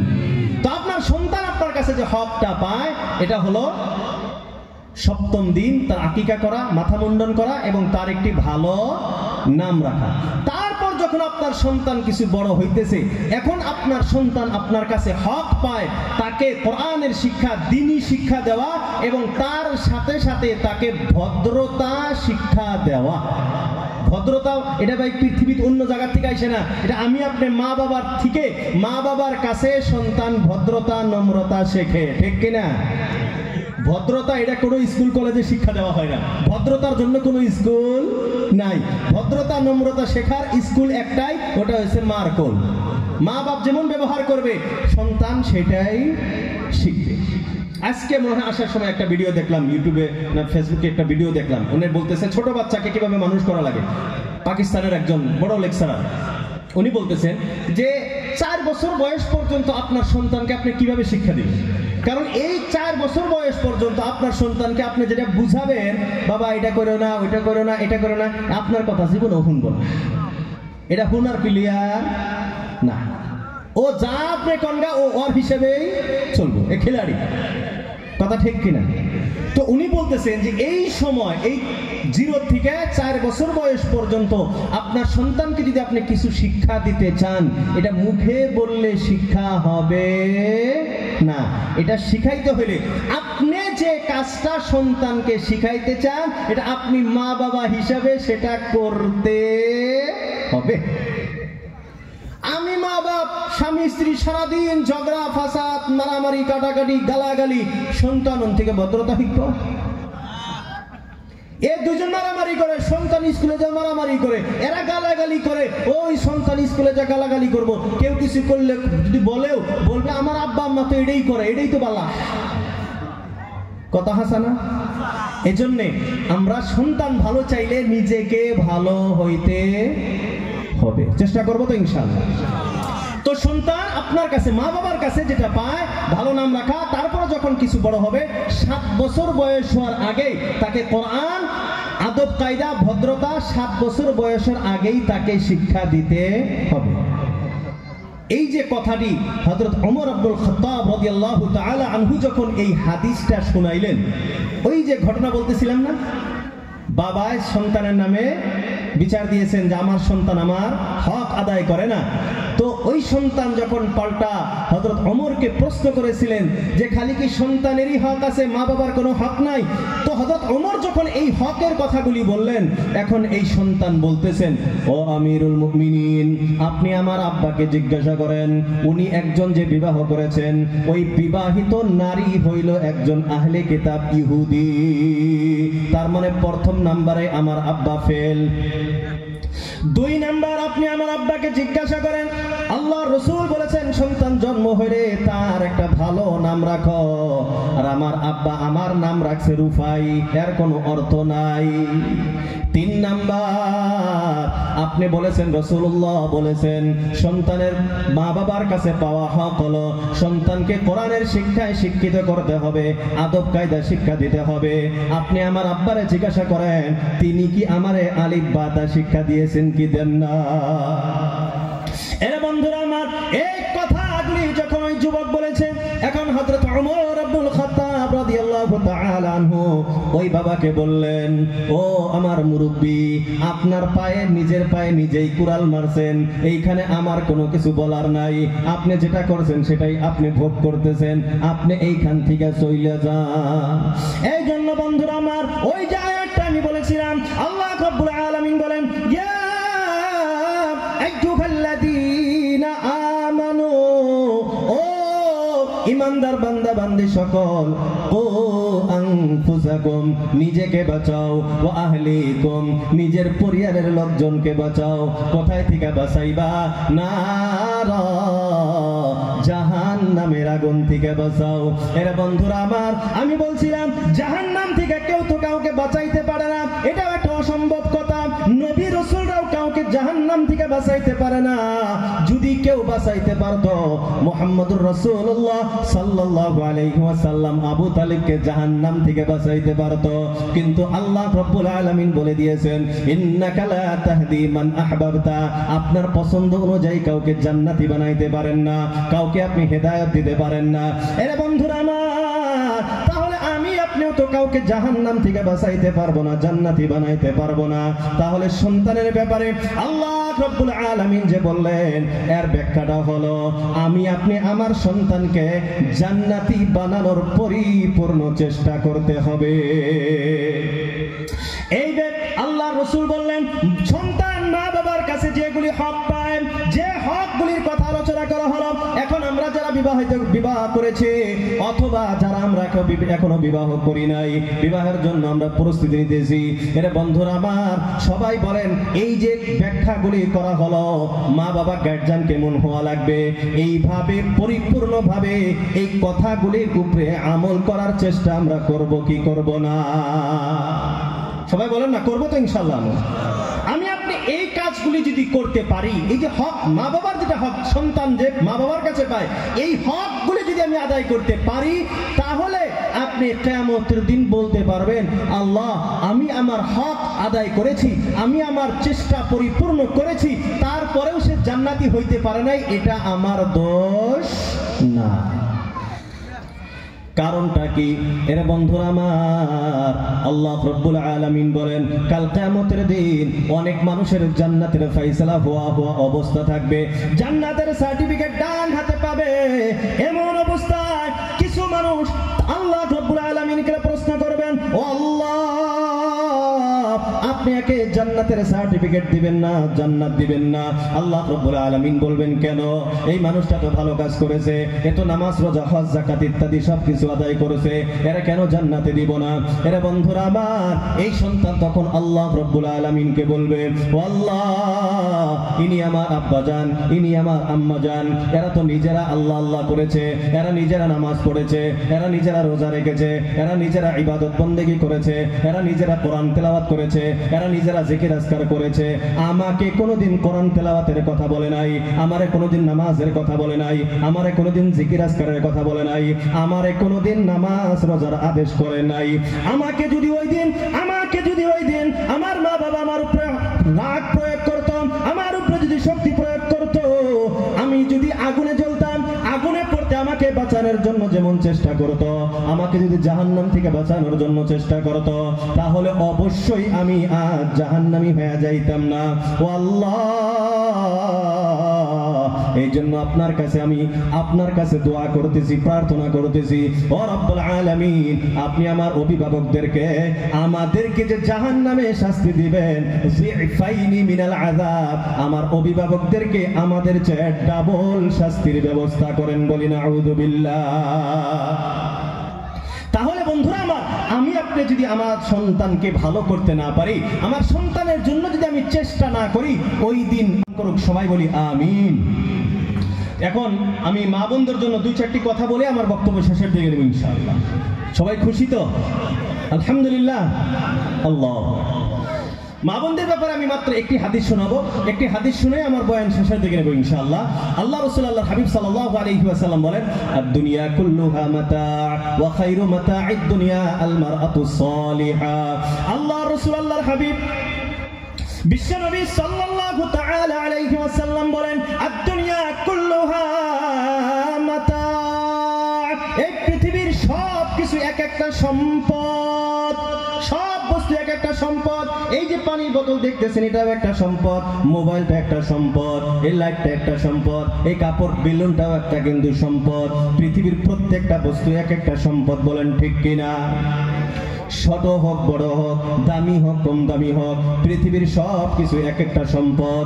আল্লাহ রাসূল আল্লাহর হাবিব বলেন, ওয়া খায়রু মাতা'id দুনিয়া, এই পৃথিবীর সবচেয়ে দামি সম্পদ, পৃথিবীর শ্রেষ্ঠ সম্পদ, আল মারআতুস সালিহা, নেককার স্ত্রী। আল্লাহ রাসূল বলেন, পৃথিবীর সব কিছু এক একটা সম্পদ, আর সবচেয়ে দামি সম্পদ, শ্রেষ্ঠ সম্পদ, সেটা হলো নেককার স্ত্রী। এখন আমরা যুবক ভাইরা যারা আছি, আমি যুবক ভাইদেরকে একটা প্রশ্ন করব, আপনার কাছে যে টাকা পয়সা আছে, এটা সম্পদ কি সম্পদ না? সবাই বলেন না। আপনার কাছে কিছু সোনা মানিক আছে, এটা সম্পদ কি সম্পদ না? সবাই বলেন। আপনার যে সম্পদ আছে, আপনার কাছে 10,000, 20,000, 1 লাখ টাকা আছে, আপনার কাছে যে একটা সোনার গয়না আছে, এটা কোনোদিন আপনি ফেসবুকে ছাড়ছেন? ফেসবুক স্ট্যাটাস লাগাইছেন? হোয়াটসঅ্যাপে স্ট্যাটাস লাগাইছেন? কেন লাগান না? কেন কেন? টাকা 20,000 আপনার কাছে আছে, এখন যদি খালি ফেসবুকে স্ট্যাটাস লাগাই, নইলে তো বন্ধু একটা কব, তোর কাছে না 20,000 টাকা আছে, আমার 10,000 খরচ দে, কব না? আর একটা হইলো, হে বন্ধু না, কব যে তোর কাছে 20,000 আছে, রাইতে খেলা দেখামুনি, কথা হাসা না?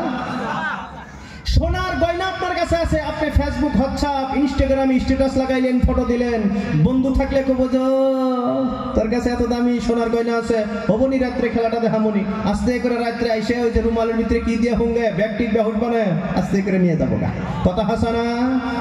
তার মানে সম্পদ মানুষকে দেখাইলে মানুষ সম্পদ কি করে? কথা কয় না, চুরি করে, করে কি করে না? এখন আসেন, আল্লাহ রাসূল আল্লাহর হাবিব সাল্লাল্লাহু আলাইহি ওয়াসাল্লাম বলেন, খায়রু মাতা'id দুনিয়া, পৃথিবীর সবচেয়ে দামি সম্পদ, পৃথিবীর শ্রেষ্ঠ সম্পদ, আল মারআতুস সালিহা, নেককার স্ত্রী। আপনার স্ত্রী, এটা হলো পৃথিবীর সবচেয়ে দামি সম্পদ। এখন যারা স্ত্রীর ফটো ফেসবুকে, হোয়াটসঅ্যাপে স্ট্যাটাস লাগা, ইনস্টাগ্রামে দেয়, এই যে দামি সম্পদটা আপনি হোয়াটসঅ্যাপে দিলেন, দামি সম্পদটা আপনি ফেসবুকে ভাইরাল করলেন, দেখবেন কয়দিন পর আপনার বন্ধু হোক আর শত্রু হোক, আপনার সম্পদ চুরি করে নিয়ে পালায় গেছে, বলেন ঠিক কিনা? এই যে পৃথিবীতে যত এইসব ঘটনা ঘটতেছে, এ বলে আড্ডা নিয়ে গেছে, এ বলে আড্ডা নিয়ে গেছে, কেন? আমি তো দেখাইছি না ফেসবুকে, দেখো আমার কি দামি সম্পদটা আমার কাছে আছে, সামনেওয়ালাকে ঠিক আছে, তোর দামি সম্পদ এই কয়দিন তোর কাছে থাকে, কথা হাসা না? খালি চান্স পাইলি, তারপরে একদিন খালি কথা কবার চান্স পাইলে ইনশাল্লাহ এক সপ্তাহ গাই কথা আছে না? আরো যে কিছু আছে এমন রাইস বাবা কথা কইলে আও। এই জন্যই তো আল্লাহ কত আল্লাহু আকবার আল্লাহু আকবার। আল্লাহ যে আমাদেরকে মানুষকে শিক্ষা দিয়েছেন, আল্লাহর তালিম, আল্লাহর শিক্ষা।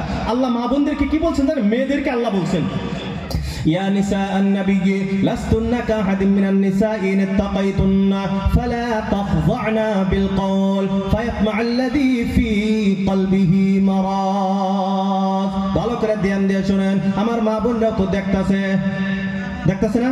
মা বোনরাও তো শুনতেছে, শোনে কি শোনে না?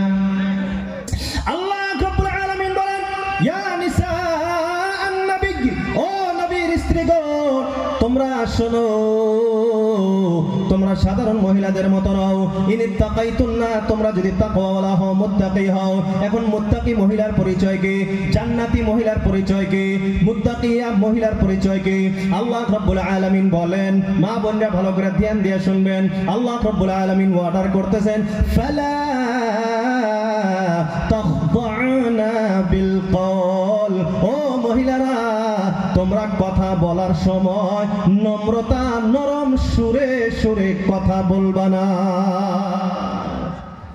নরম মিষ্টি সুরে কথা বলবা না। কে বলতেছেন এটা? আল্লাহ। কে বলতেছেন? আল্লাহ। আল্লাহ মহিলাদেরকে বলতেছেন তোমরা নম্র মিষ্টি সুরে সুরে কথা বলবা না। কারণ কি ক্ষতি কি হবে? এভাবে নম্রতার সাথে মিষ্টি ভাষায় একটা মডেল আছে না নাই? ওইভাবে কথা বললে কি হবে? আল্লাহ বলেন ফায়াতমা'আল্লাযী ফী কলবিহি মারাদ, ফী কলবিহি, যাদের অন্তরের ভিতরে মারাজুন, বেমারি আছে, রোগ আছে, যাদের অন্তরটা ভালো না, ফায়াতমা'উ, তোমার প্রতি লোভ করবে, লালসা করবে। কথাই যেমন সুন্দর না হইলে মানে কত সুন্দর। খেলাটা তিন থেকে আরম্ভ হয়। কথা হাসা না? ফার্স্টের দিন কথা কইলো, কথা কয়ে হাসলো, হাসি তো ফাঁসি না। খারাপ পাইতেছে না আপনারা? বাস্তবতা কোরআন এটা কথা বলতেছে, আমি বলতেছি না তো। আল্লাহ বলতেছে কথা বলছো মানে তুমি ফাঁসছো। কারণ তুমি কথা বলবা ফায়াতমা'আল্লাযী ফী কলবিহি মারাজ, যারা ভালো মানুষ না তারা তোমার প্রতি লোভ করবে, লালসা করবে। ভাই একটা যারা ভালো মানুষ তারা কোনদিন লাইন মারবো? কথা কয় না। যে ভালো মেয়ে হে কোনদিন লাইন মারবো? যতই আপনি ভালো বলো যে হে যাই তো সোনা বাবু, এটা আপনি তোমার সারা বুঝি না, এটা তুই যদি আর তুই বালাতে আমার হাতে লাইন মানুষ কথা হাসা না? আবার এই ছেলেও যদি বল তুমি যদি আর তুই আল্লাহওয়ালা, তুমি এত বলো, তুমি আবার লাইন মারা কথা, তুমি এমনি তালাশ করে বিবাহ করা পাইতা। কথা হাসা না? দুইটাই হলো বদমাশের বাজান না। খারাপ পাইতেছেন আপনারা? আল্লাহু আকবার। আল্লাহ আমাদের হেফাজত করুক, সবাই বলে আমিন। তো এখন আবার এই আয়াত শোনার পরে কোনো মহিলা এই কথা বলতে পারে যে হুজুর আমি জীবনে কথাই বলবো না। প্রয়োজনে মহিলার কথা বলার প্রয়োজন আছে না নাই? ভাই সবাই বলেন আছে না নাই? আছে। আল্লাহ রাব্বুল আলামিন বলেন ওয়া কুলনা কাওলাম মা'রুফা, ভদ্রতা নিয়ে তুমি কথা বলো, বলি সুবহানাল্লাহ। আল্লাহ কত সুন্দর ভাবে আমাদেরকে শিক্ষা দিতেছেন যে কথা বলো, কথা বলাতে কোনো নিষেধ নাই, কিন্তু ওই যে তোমার রং ঢঙ্গের যে কথা, ওই মডেলে কথা কথা এটা তো আর আমি বুঝালাম না, আমি তো আর মেয়ে না। কথা হাসা না? কিন্তু যারা যুবক ভাইরা আছি, আবার যারা মুরব্বীরা আছে, আমরা কোনো হেই পার করে থিয়েছি। কথা হাসা না? মুরব্বীরা আবার কবুতর হুজুরিল্লাহ তো আমরা বুঝি না, সব বোঝেন, কারণ এই দিন তো পার করে থিয়েছেনি। এই যে রং ঢঙ্গের কথা, আল্লাহ এই কথা থেকে মহিলাদেরকে নিষেধ করেছেন, কারণ এই কথা বললেই ওইখান থেকেই বেজালা হয়। ফার্স্টের দিন কথা হবো, ওই যে দেখেন না বর্তমান ফেসবুক এগুলো নিউজ আসে না, ফেসবুক প্রেম, মিস কল প্রেম, এগুলাই তো দুনিয়া চলছে বর্তমান। দেখে না কিছু না, হ্যালো হাই, লাস্টে যায় দেখছে যে দেখা করার গেছে, যায় দেখছে বুড়ি একটা। এগুলো তো বাস্তব ঘটনা, ডেইলি করতেছে। আল্লাহ আমাদের হেফাজত করুক, সবাই বলি আমিন। মুহতারাম দোস্ত আজিজ, আপনি যদি আল্লাহর উপরে ভরসা রাখেন, আল্লাহ আপনার জন্য ভালোতা রাখবে না? রাখবে না? কথা কয় না, যুবকরা কথা কয় না।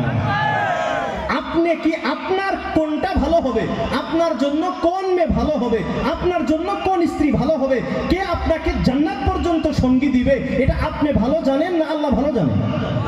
আরো জোরে বলেন না, কে ভালো জানে?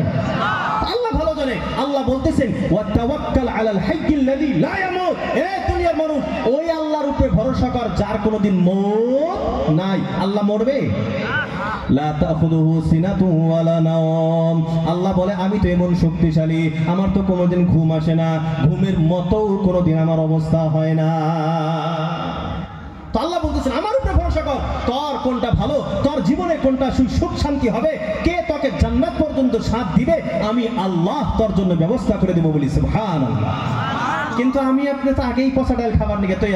আল্লাহ কয় তুই পচা ডাল খাবি, আমার কোনে কি হবো, খা। কথা হাসানা। আর কি মনে করতেছেন যে আপনার সাথে হেলো হাই করে পৃথিবীতে আর কারো হাতে হেলো হাই করে না?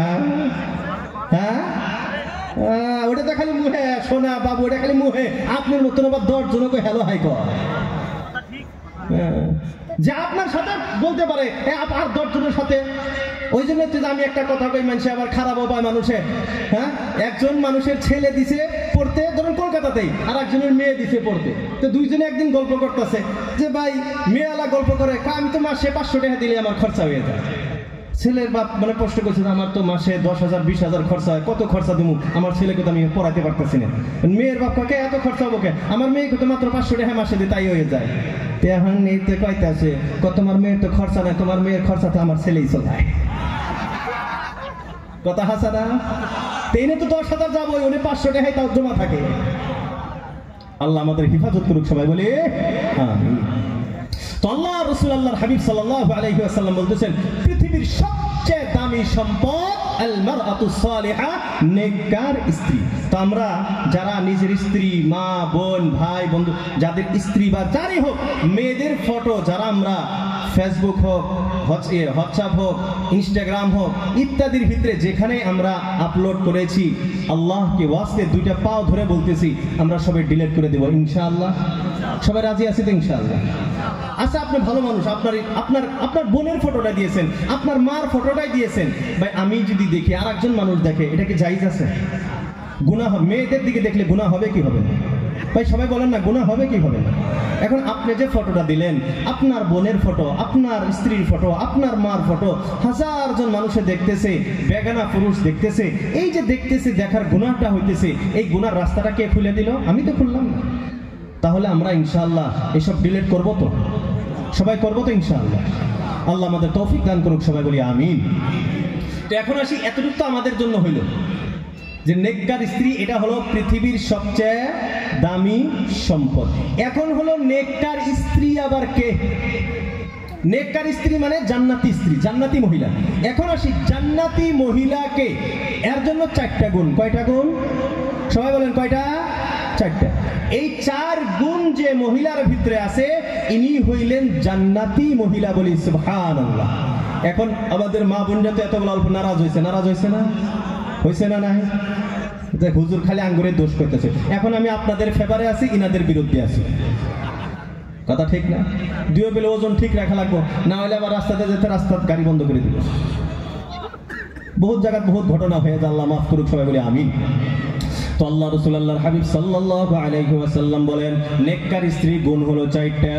1 নাম্বার, আল্লাহ রাসূল আল্লাহর হাবিব বলেন ইদা নাযারা ইলাইহা সাররাতুহু, ইদা নাযারা ইলাইহা, যার স্বামী যতবার তার দিকে লক্ষ্য করবে, স্বামী যতবার তাকে দেখবে, সাররাতুহু, ততবার স্ত্রী তার স্বামীকে খুশি করে দিবে, বলি সুবহানাল্লাহ। আল্লাহ রাসূল আল্লাহর হাবিব সাল্লাল্লাহু তাআলা আলাইহি ওয়াসাল্লাম বলতেছেন নেককার স্ত্রী জান্নাতি মহিলার সর্বপ্রথম পরিচয় হইল স্বামী যতবার তার দিকে দেখবে ততবার তার স্বামীর মনটাকে সে খুশি করে দিবে। এখন বন্ধুরা আমার, নেককার স্ত্রীর পরিচয় হইল কোন স্বামী যখন স্ত্রীর দিকে তাকায়, যতবার স্ত্রীকে দেখে স্বামীর মন যদি খুশিতে ভরে যায়, তাহলে সে জান্নাতি মহিলা। আর যদি এমন অবস্থা হয় স্বামী তার স্ত্রীর দিকে দেখে, বাহিরে যত টেনশন ছিল টেনশন দূর হওয়া তো দূরের কথা, টেনশন আরো বেড়ে যায়, তাহলে আপনি এখনো নেককার স্ত্রী হইতে পারেন না। যতবার স্বামী তার স্ত্রীর দিকে তাকাবে ততবার স্বামীর মনকে কি করতে হবে? কথা কয় না, খুশি করতে। মানে এক কথায় আপনি বলছেন স্ত্রীকে দেখলেই যাতে মন খুশি হয়, এরকম যদি স্ত্রী আছে তাহলে সে জান্নাতি, অন্যথা জান্নাতি না। এখন আমরা কয়জন আছি যে হুজুর আমার স্ত্রীর দিকে দেখার সাথে সাথেই আমার সারা দিনের টেনশন দূর হয়ে যায়? আছি আমরা? টেনশন তো দূর হবে কোনে, সারাদিন যা টেনশন আছিল বাড়িতে যাওয়ার হাতে হাতে টেনশন আরো 50 ডিগ্রি বাইরে যায়। কথা আছে না? আল্লাহ আমাদের হেফাজত করুক, সবাই বলি আমিন। এখন আরেকটা প্রশ্ন আমাদের মা বোনদের দিকে, এখন মা বোনদেরকে বলবো। অনেক মা বোন এই কথা অনেক সময় বলে, হুজুর একটা তাবিজ দিবেন। কিসের তাবিজ? আমার স্বামী পরকিয়া করে। কি করে? কথা কয় না। স্বামী কি করে? পরকিয়া। বুঝি তো আমরা, এটাও বুঝি না। পরকিয়া করে আছে এলাকার মধ্যে, এগুলো আছে।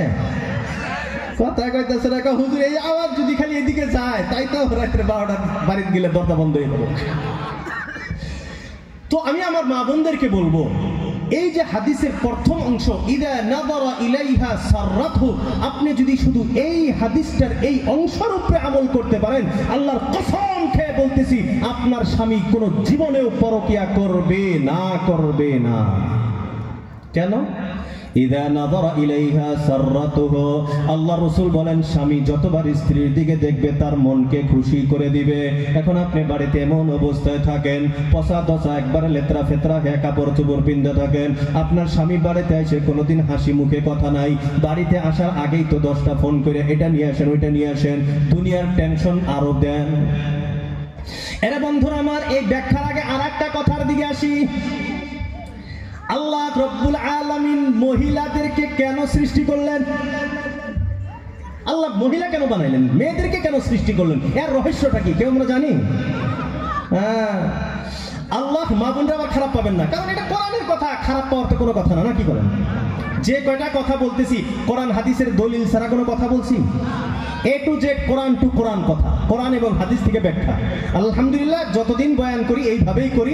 আল্লাহ যে কদিন বায়াসায় রাখবেন, বয়ান করার তৌফিক দিবেন, এই কোরআন হাদিস টপিক নিয়ে আলোচনা করি ইনশাআল্লাহ, দলিল ভিত্তিক আলোচনা। এদিক সেদিক কিসসা কাহিনী এইসব নাই, ওই গজল কয়া সময় পার করা আমার সময় নাই। আল্লাহ রব্বুল আলামিন মহিলাদেরকে কেন সৃষ্টি করলেন? এটা বহুত বড় একটা প্রশ্ন, নাকি কোন?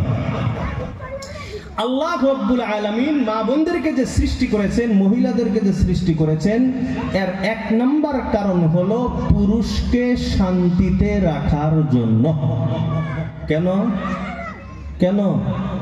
পুরুষদের শান্তির জন্য আল্লাহ রব্বুল আলামিন মহিলাদেরকে সৃষ্টি করেছেন। কোন দলিল? আল্লাহ রব্বুল আলামিন বলেন ওয়া খালাকনা লাকুম মিন আজওয়াজিকুম, আমি তোমার স্ত্রীদেরকে সৃষ্টি করেছি। কেন? লিতাসকুনু ইলাইহা, যাতে করে তুমি তোমার স্ত্রীর মাধ্যমে শান্তি লাভ করতে পারো। কে বলতেছেন? কে বলতেছেন? আল্লাহ।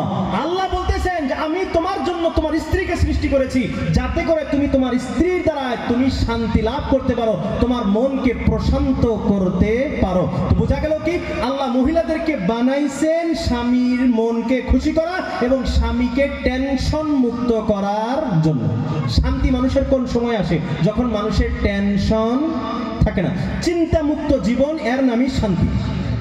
আপনার হাজার হাজার কোটি টাকা আছে, স্ত্রী ভালো, সব কিছু আছে, কিন্তু আপনি একটা টেনশনে আছেন, আপনার মনে শান্তি আছে? শান্তি থাকবে? থাকতেই পারে না। তো শান্তি পাইতে হইলে টেনশন মুক্ত হইতে হবে। তো স্ত্রী এমন হইতে হবে যে ওই স্ত্রীকে দেখার সাথে সাথে সারা জীবনের টেনশন মানুষ ভুলে দেবে। মানুষ দোকানে কাজ করে, কামলা দেয়, হাজিরা করে, খেতে কাম করে, কেউ চাকরি বাকরি করে, মাদ্রাসা পড়ে, বিভিন্ন কাজে মানুষ সারাদিন ব্যস্ত থাকে। এই সারাদিন ব্যস্ত থাকার কারণে যারা তার উপরে লেভেলের কাজ করে, তাদের উপরে যে অফিসার থাকে, বস থাকে, এদেরকে রাগারাগি করে না, গালাগালি করে না? যারা খেতে হাজিরা করে, মালিক তাদেরকে গালিগুলাজ করে না? মানে পৃথিবীতে বিভিন্ন ধরনের সমস্যার সম্মুখীন মানুষকে হইতে হয়। এই মানুষটা সারাদিন ক্লান্ত হয়ে যায়। এই ক্লান্ত শরীর নিয়ে যখন মানুষটা বাড়িতে যাইবে, আল্লাহ বলেন লিতাসকুনু ইলাইহা, তোমার বাড়িতে প্রবেশ করার সাথে সাথে তোমার এই ক্লান্ত দূর হয়ে তুমি যাতে শান্ত হইতে পারো, এই জন্য আমি আল্লাহ তোমার স্ত্রীকে সৃষ্টি করেছি, বলি সুবহানাল্লাহ। এখন কোন মানুষ তার ক্লান্তি নিয়ে যখন বাড়িতে গেছে, এখন যদি ক্লান্তি দূর না হয় তাহলে নেককার স্ত্রী হইতে পারে নাই। এখন দ্বিতীয় আর একটা প্রশ্ন, এখন মহিলারা মা বোনরা আমাকে প্রশ্ন করতে পারে, হুজুর আমি আমার স্বামীকে কেমনে খুশি করব? এই প্রশ্ন হইতে পারে কি পারে না? এই প্রশ্নের জবাব আমি সংক্ষিপ্ত আকারে দিব। আল্লাহ রাসূল একটা হাদিস, মানে পুরো হাদিসও বলবো না, খালি সংক্ষিপ্ত ব্যাখ্যা আমি করতেছি। আল্লাহ রাসূল আল্লাহ হাবিব বলেন যে আমি আল্লাহ রাব্বুল আলামিন মহিলাদেরকে এমন করে বানিয়েছেন, তাদেরকে এমন ক্ষমতা দিয়েছেন যে বড় আকলওয়ালা মানুষের, জ্ঞানী মানুষের জ্ঞানকে, জ্ঞানী মানুষের জ্ঞানকে সেকেন্ডের ভিতরে হাওয়া করে দিতে পারে। তার মানে সারা পৃথিবীর মানুষ বিভিন্ন বস্তু নিয়ে খেলা করে, আর মহিলারা পুরুষের ব্রেন নিয়ে খেলা করে, ব্রেনকে হাওয়াতে উড়ায়। এই ক্ষমতা আল্লাহ মহিলাদেরকে দিয়েছে। কথা হাসানা, কথা কন্যা যেটা হলে এনে যেটি আছে ব্যাটারি তো মাথা সব বিক্রি করা, কয়জনের মাথা নিজের কাছে আছে, সব তো ব্রেন খাইয়ে দিচ্ছে ওনে। তো আল্লাহ রাব্বুল আলামিন মহিলাদেরকে এমন ভাবে সৃষ্টি করেছেন যারা পুরুষের ব্রেন নিয়ে, দিমাগ নিয়ে, জ্ঞান নিয়ে খেলা করে, এক জ্ঞান উড়ায়, যেভাবে নাচায় ওইদিকে পুরুষ নাচে। এখন জবাব হলো যে আল্লাহ আপনাদেরকে এমন ক্ষমতা দিয়েছেন যে আপনি পুরুষের ব্রেন নাচানাচি করাইতে পারেন, মানুষকে উঠা বসা করাইতে পারেন, আর আপনি আপনার স্বামীকে কেমনে খুশি করতে হবে এটা আপনি জানেন না। এটা তো পাগলও মানেন। কথা হাসানা। তা আমার মা বোনদেরকে বলবো, আপনাকে এমন ভাবে চলতে হবে আপনার স্বামী আপনাকে দেখার সাথে সাথে সারা জীবনের যত ক্লান্তি আছে, যত কষ্ট আছে, সব কষ্ট যাতে দূর হয়ে যায় বলেছে। আর এটা যদি করতে পারি তাহলে আমি জান্নাতি মহিলা। আর যদি আমার দ্বারা এটা সম্ভব হয় না তাহলে আপনি জাহান্নামে যাওয়ার জন্য প্রস্তুতি হয়ে থাকেন, আমার আর কিছু বলার নেই। আর এটা যদি করে মানুষ সাধারণত যে পরকিয়া করে ইত্যাদি করে, কেন করে? আমাদের এক উস্তাদ আমাদের ক্লাসে বিভিন্ন কথা, যেহেতু কোরআন হাদিসের কথা তখন বুঝাইতেন, তখন বলতেন, আমাদের উস্তাদ বলতেন, अगर घर में बिरयानी अच्छे हो तो बाहर कौन खाने के लिए जाएगा? বাড়িতে যদি রান্না বান্না ভালো হয় কোন মানুষ বাজারের হোটেলে খাইতে যাবে? বলেন না যাবে? হ্যাঁ, কিছু মানুষ আছে বাড়িতে যতই রান্না বান্না ভালো হয় ওই অভ্যাস আছে, বাজারের যে লিগার চার লিগার সকালে দিছে সন্ধ্যা পর্যন্ত ওইটাই চলতে আছে, ওটাই খায় অভ্যাস হচ্ছে। ও বাড়ির যদি গাখিরের চা, দুধের চা বানায় দেন তাও ভালো লাগে না, ওই বাজারের পচা চাই ভালো লাগে। এটা হলো যার যার রুচি। আছে না এমন মানুষ? কিন্তু একজন জ্ঞানী মানুষ, ভালো মানুষ, তার বাড়িতে যদি রান্না বান্না ভালো হয় সে কোনোদিন রাস্তার চা, ভাত ইত্যাদি খাবে না। এখন কথা হইল, যার বাড়িতে স্ত্রী ভালো হবে, তাকে শান্তিতে রাখবে, প্রশান্ত মনে রাখবে, খুশিতে রাখবে, সে কোনোদিন অন্য জায়গাতে পরকিয়া করতে যাইবে না। এদিকে বাড়ির অবস্থা হইলো ওই যে কাপড় কিনতেছে এক সপ্তাহ ধরে, ওইটাই আছে, গু গোবর ইত্যাদি সব কিছু বলাইছে, অমি আছে, কালি এনে বইরে আছে, ওইনে বইরে আছে, সাপি আইছে, অমনি যায়, কি নিয়ে আইছেন? ধমক একটা মেরে দিল।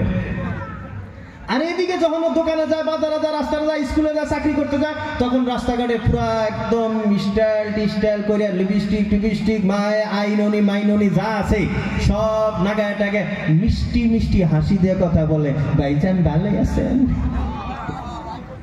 আসসালামু আলাইকুম ভাইজান ভালোই আছেন। কথা হাসানা। এদিকে আসলে টেনশন বাড়ে, আর এদিকে টেনশন কথা কয় না, টেনশন কমে। এই জন্যই তো সব পরকীয়ায় লিপ্ত হয়ে যায়।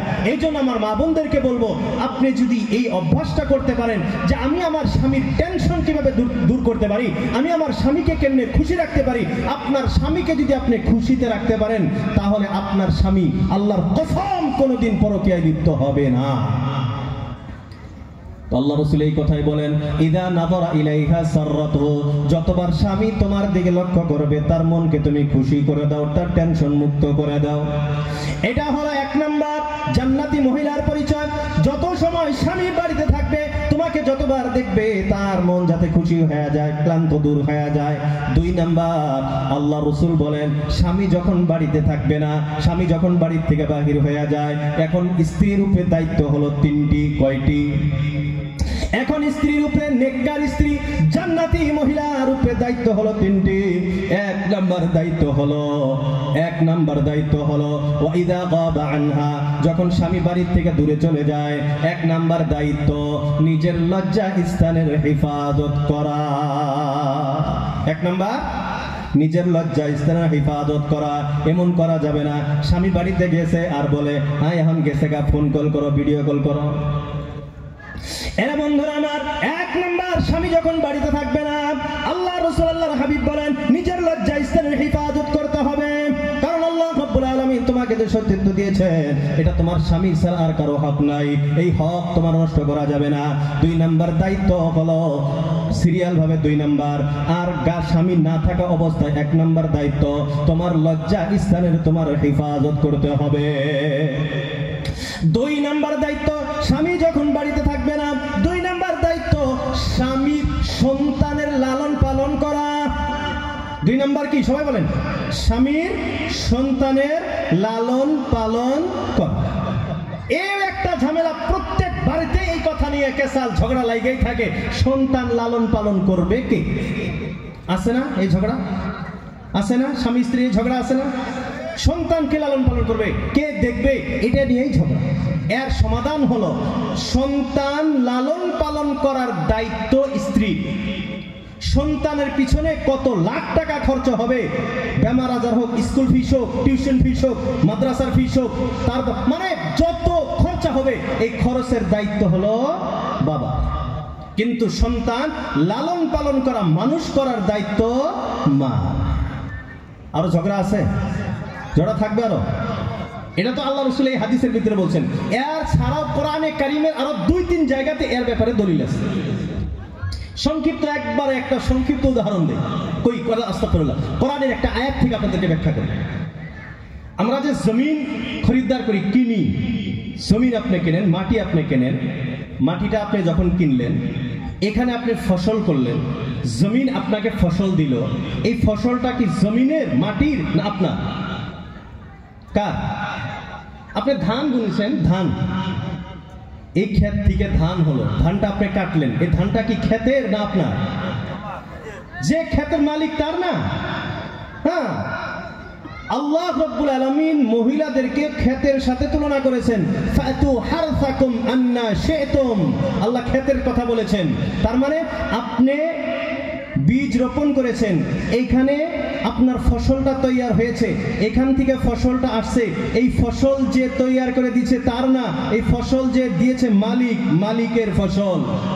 সন্তান কার? সন্তান বাবার। পালার দায়িত্ব, লালন পালনের দায়িত্ব তোমার। এই জন্যে কেন কোন সময় যদি বিবাহ বিচ্ছেদ হয়ে যায়, তালাক হয়ে যায়, এখন স্ত্রী এই দায় মানে এটা বলতে পারবে না যে সন্তান আমাকে দাও, সন্তান আমার না, সন্তান তার বাবা। আল্লাহ আমাদের বোঝার তৌফিক দান করুক, সবাই বলি আমিন। তো 2 নম্বর দায়িত্ব স্বামী যখন বাড়িতে থাকবে না, সন্তানের লালন পালন করা। 3 নম্বর দায়িত্ব আল্লাহ রাসূলুল্লাহ হাবিব সাল্লাল্লাহু আলাইহি ওয়াসাল্লাম বলেন স্বামীর সম্পদের হেফাজত করা। 1 নম্বর স্বামী নিজের লজ্জা স্থানের হেফাজত, 2 নম্বর স্বামীর সন্তানের লালন পালন হেফাজত, 3 নম্বর স্বামীর সম্পদের হেফাজত। স্বামীর সম্পদ আছে, এটা আপনাকে হেফাজত করতে হবে। এটা না স্বামী পকেট থেকে মেরে আপনি ফেরিওয়ালার কাছে বাজার করবেন, এটা চলবে না। আছে না এই অভ্যাস? আছে না? আছে। আল্লাহ আমাদের হেফাজত করুক, সবাই বলি আমিন। এখন মা বোন একটা প্রশ্ন করতে পারেন যে হুজুর আমি কি স্বামীর টাকা 1 টাকাও নিতে পারবো না?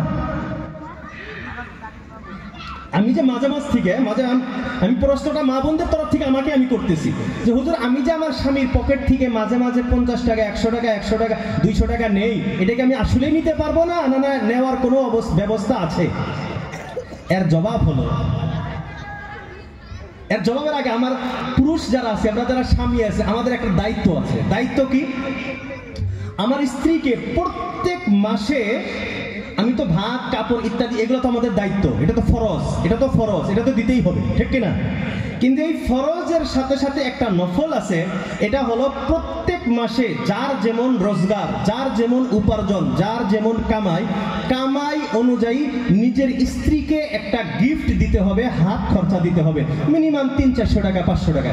তা যার টাকা পয়সা বেশি সে বেশি দিতে পারে, মানে 100-200-300 টাকা আপনার স্ত্রীকে প্রত্যেক মাসে আপনাকে এটা গিফট হাদিয়া দিতে হবে। কেন? তাহাদাউ তাহাব্বু, আল্লাহ রাসূল বলেন পরস্পরে হাদিয়া দাও, গিফট দাও, পরস্পরে মহব্বত ভালোবাসা বাড়বে। দেখেন না বয়ফ্রেন্ড আর গার্লফ্রেন্ড যে 2 দিন পরে পরে কিডনি বেচে যে আইফোন গিফট করে, কিসের নিকে দেয়? এও হাদিস জানে যে আল্লাহ রাসূল কইছে গিফট দিলে মহব্বত বাড়ে, এই জন্য কিডনি বেচে আইফোন গিফট করে, তাও যেন মহব্বত বসে। ওই এই কিডনি পেয়েছে, এক গিফট নিছে, তারপরে যখন আইফোন প্রো কি 16 প্রো ম্যাক্স, তারপরে আইবে যে 17 প্রো ম্যাক্স যখন আইব, আর একজনের কিডনি বেছে নিব, আপনার কিডনির দাম শেষ। কথা হাসান না? আল্লাহু আকবার। আল্লাহ আমাদের বোঝার তৌফিক দান করুক, সবাই বলি আমিন। তো মুহতারাম দোস্ত আজিজ, আপনার স্ত্রীকে গিফট দেওয়া এটা আপনার দায়িত্ব। এখন আপনাকে গিফট 5,000 দিতে হবে, 10,000 দিতে হবে এমন না। আপনার যেমন কামাই রোজগার 200-300, আপনার সুবিধা হিসেবে প্রত্যেক মাসে আপনার স্ত্রীকে আপনাকে গিফট দিতে হবে। কেন? এর বড় একটা কারণ আছে। দেখেন আপনার ভাই ভাতিজা আছে না, ভাই আছে না, নাতিপুতি, যারা মুরব্বী নাতিপুতি আমাদের আছে না, তো আপনি আপনার ভাতিজাকে, আপনার ভাইকে, আপনার নাতিপুতিকে মাঝে মাঝে 10-20 টাকা চা পান খাইতে দেন তো? ভাই দেন না? কথাই বলেন, সবাই দেন তো? ভাই ভাতিজাকে সবাই দেন তো 2-4 টাকা? তো আপনার যেমন ভাই ভাতিজা আত্মীয় স্বজন আছে, আপনার স্ত্রীর ভাই বোন ভাতিজা নাই? কথা কয় না। আপনার যেমন মনে চায় আপনার ভাই ভাতিজাকে 10-20 টাকা তাকে হাদিয়া দি, গিফট দেই, সে যাতে খুশি হয়, আপনার স্ত্রীর মনে কি চায় না যে তার আত্মীয় স্বজন ভাই বন্ধু যারা আছে তাদেরকে 10-20 টাকা গিফট করুক? এটা কি তার মনে চায় না? এটা যদি আপনি না দেন তাহলে তার জন্য আপনার পকেট থেকে এই 100-200 টাকা চুরি করা যায়। বোঝেন গা? মা বোনরা খুশ, কথা হাসানা? কিন্তু এই যে বললাম যে এই 100-200 এটাই, এর চেয়ে বেশি আবার নেওয়া যায় না। তার মানে আপনার স্বামীর যেমন কামাই রোজগার, আপনার স্বামীর অবস্থা কি এটা তো আপনার চেয়ে ভালো কেউ জানে না। মা বাবা তো জানে না আমার সন্তানের অবস্থা কি আছে, বর্তমান কোন পরিশানির ভিতরে আছে, তার টাকা পয়সার উপার্জন কেমন চলতেছে, এটা তো মা বাবাও জানে না। এটা শুধুমাত্র একজনই জানে, তিনি হলেন আপনার স্ত্রী। এখন স্ত্রী তো জানে যে আমার স্বামীর কেমন হালত চলতেছে। আপনার স্বামীর কামাই অনুযায়ী যখন যেমন সুবিধা হয় আপনি 10, 20, 50, 100, 200, 500 পর্যন্ত আপনি আপনার স্বামীর পকেট থেকে নিতে পারেন। তো এখন কোন সময় নিতে পারবে? যখন আপনি দিবেন না। আর আপনি যদি প্রত্যেক মাসে তাকে দেন তাহলে আবার তার জন্য এই চুরি করা জায়েজ হবে না। তো আমরা সবাই নিজে নিজে দিব তো ইনশাআল্লাহ? সবাই বলেন না ইনশাআল্লাহ? আর মা বোনদেরকে বলতেছি, যদি এনারা না দেয় প্রত্যেক মাসে 1 তারিখ হবে, পকেট চেক করবেন, 200 টাকা আর বেশি নিয়েন না, 200 টাকা সবাই মেরে দিবেন ইনশাআল্লাহ। আল্লাহ আমাদের বোঝার তৌফিক দান করুক, সবাই বলি আমিন। তো যাই হোক মুহতারাম দোস্ত আজিজ, নেককার স্ত্রী পরিচয় বলছিলাম, 4টা গুণ যাদের ভিতরে আছে, এই 4 গুণওয়ালা মহিলা জান্নাতি। 1 নাম্বার স্বামীকে খুশিতে রাখা, স্বামীকে খুশিতে রাখা। 2 নাম্বার নিজের লজ্জা স্থানের হেফাজত করা। 3 নাম্বার স্বামীর সন্তানের লালন পালন করা। 4 নাম্বার স্বামীর সম্পদের হেফাজত করা। এই 4টা আমল যদি আমরা মা বোনরা করতে পারি ইনশাআল্লাহ সুম্মা ইনশাআল্লাহ আল্লাহ আমাদেরকে জান্নাত দিয়ে দিবেন, বলি সুবহানাল্লাহ। তো যাই হোক মুহতারাম দোস্ত আজিজ, আমরা যারা যুবক ভাইয়েরা আছি, অভিভাবকরা আছি, আমরা আজকে একটা কথাই গুরুত্ব সহকারে আমি বলছি যে শুধুমাত্র যে আমি মা বাবা হিসেবে সন্তানের কাছে হক চাইবো না, আমার উপরেও সন্তানের হক আছে। এই জন্য আমরা সবাই এই চেষ্টা করব আমার সন্তানের হক আমরা যাতে আদায় করি। করবো তো ইনশাআল্লাহ? আমার সন্তানকে কিভাবে জাহান্নাম থেকে বাঁচাইতে পারি এই চেষ্টা আমরা সবাই করব ইনশাআল্লাহ। আর সাথে সাথে মা বোনদেরকে বলবো যে আমরা পর্দা পুশিদা শহীদের থেকে নামাজ রোজা ইত্যাদি আদায় করে এই যে 4টা গুণের কথা বলা হলো, এই 4টা গুণ আমরা আমাদের ভিতরে আনার চেষ্টা করব। আমরা সবাই চেষ্টা করবো তো ইনশাআল্লাহ? আল্লাহ আমাদের বলা এবং শোনার চেয়ে বেশি বেশি আমল করার তৌফিক দান করুক, সবাই বলি আমিন। যাই হোক মুহতারাম দোস্ত আজিজ, অনেক সময় কথা বললাম, ভাবছিলাম 11টা 11:30 শেষ দেবো, 11:15 হয়ে গেছে। কিছু লম্বা সময় নিয়েছি, আপনারা তো কেউ খারাপ পান না? যাই হোক, যদি যাই হোক মানে কথা হয়েছে, আমরা সবাই চেষ্টা করব, আল্লাহর কাছে দোয়া করব যে আল্লাহ রাব্বুল আলামিন আমাদের বলা এবং শোনার চেয়ে যাতে বেশি বেশি আমল করার তৌফিক দান করেন। এই কথা বলে সবার জন্য দোয়া রেখে, আমার জন্য দোয়ার আবেদন করে আমার বক্তব্য আমি এইখানে শেষ করছি। ওয়া আখিরু দাওয়ানা আলহামদুলিল্লাহি